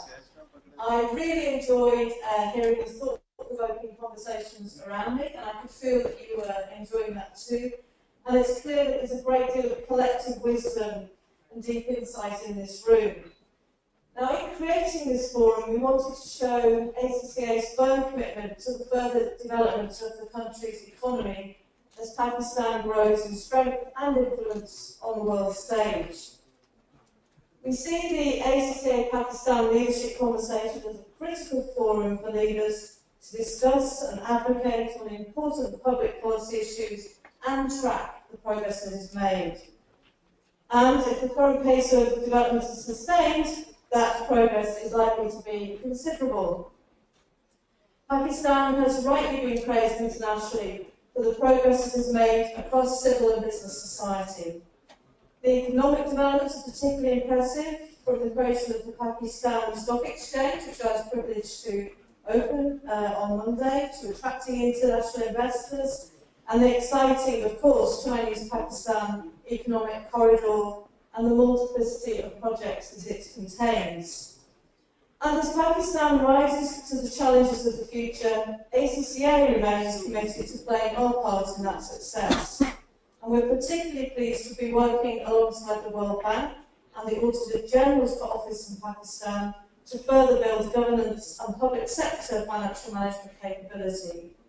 Through this and the very many other exciting developments on the horizons, Pakistan undoubtedly has fantastic growth prospects. Among these, I wanted to single out the opportunities presented by the growth of global business services sector globally. From everything that we're seeing, we believe this presents Pakistan with an excellent opportunity for the export of its services and expertise.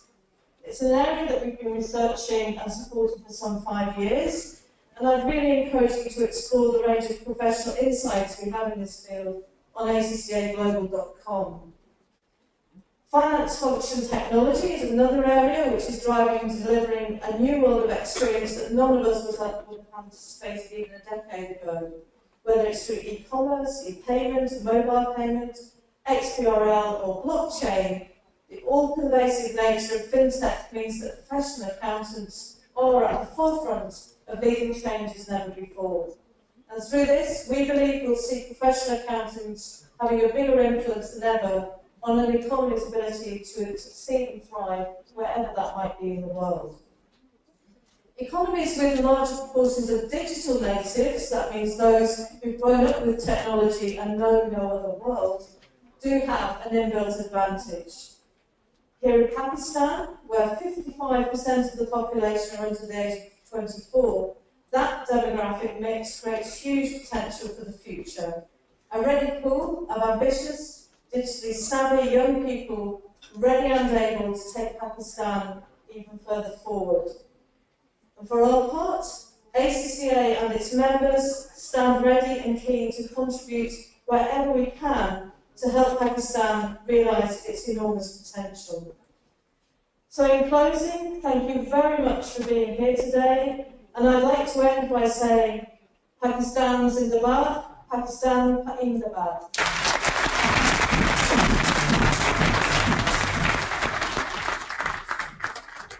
Thank you so much, Helen. With this, we've taken the first step towards creating opportunities for growth for Pakistan. Very well-rounded discussions throughout the day, ladies and gentlemen. One last final thing from my side that's coming between you and the lunch outside. I'd just like to once again thank all of our partners who have been collaborating with us for the last month, more than a month rather, for creating Pakistan leadership conversation and all the engagements that we have done all across Pakistan. Sidney, if you could come up on the stage, of Rasya, if you could also join us, the Senior Business Development Manager for ACCA Pakistan, based out of the Islamabad region. We'd quickly like to give two last mementos to our partners. Zunaira Riaz from the Millennium University College, if you could come up on behalf of Faisal Mushtaq and get your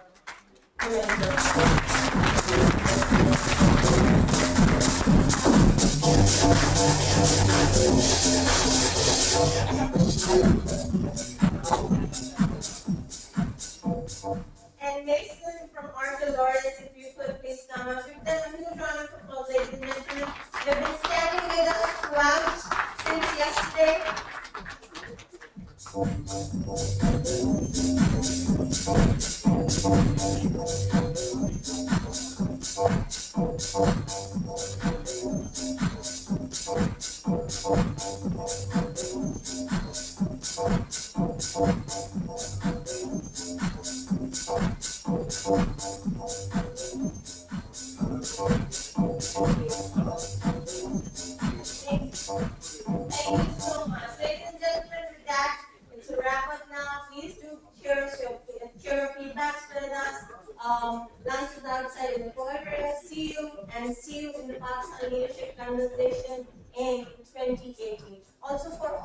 attendees who are here. There are giveaway bags from ACCA Pakistan, so please feel free to get them from their stand. Thank you and Allah Hafiz.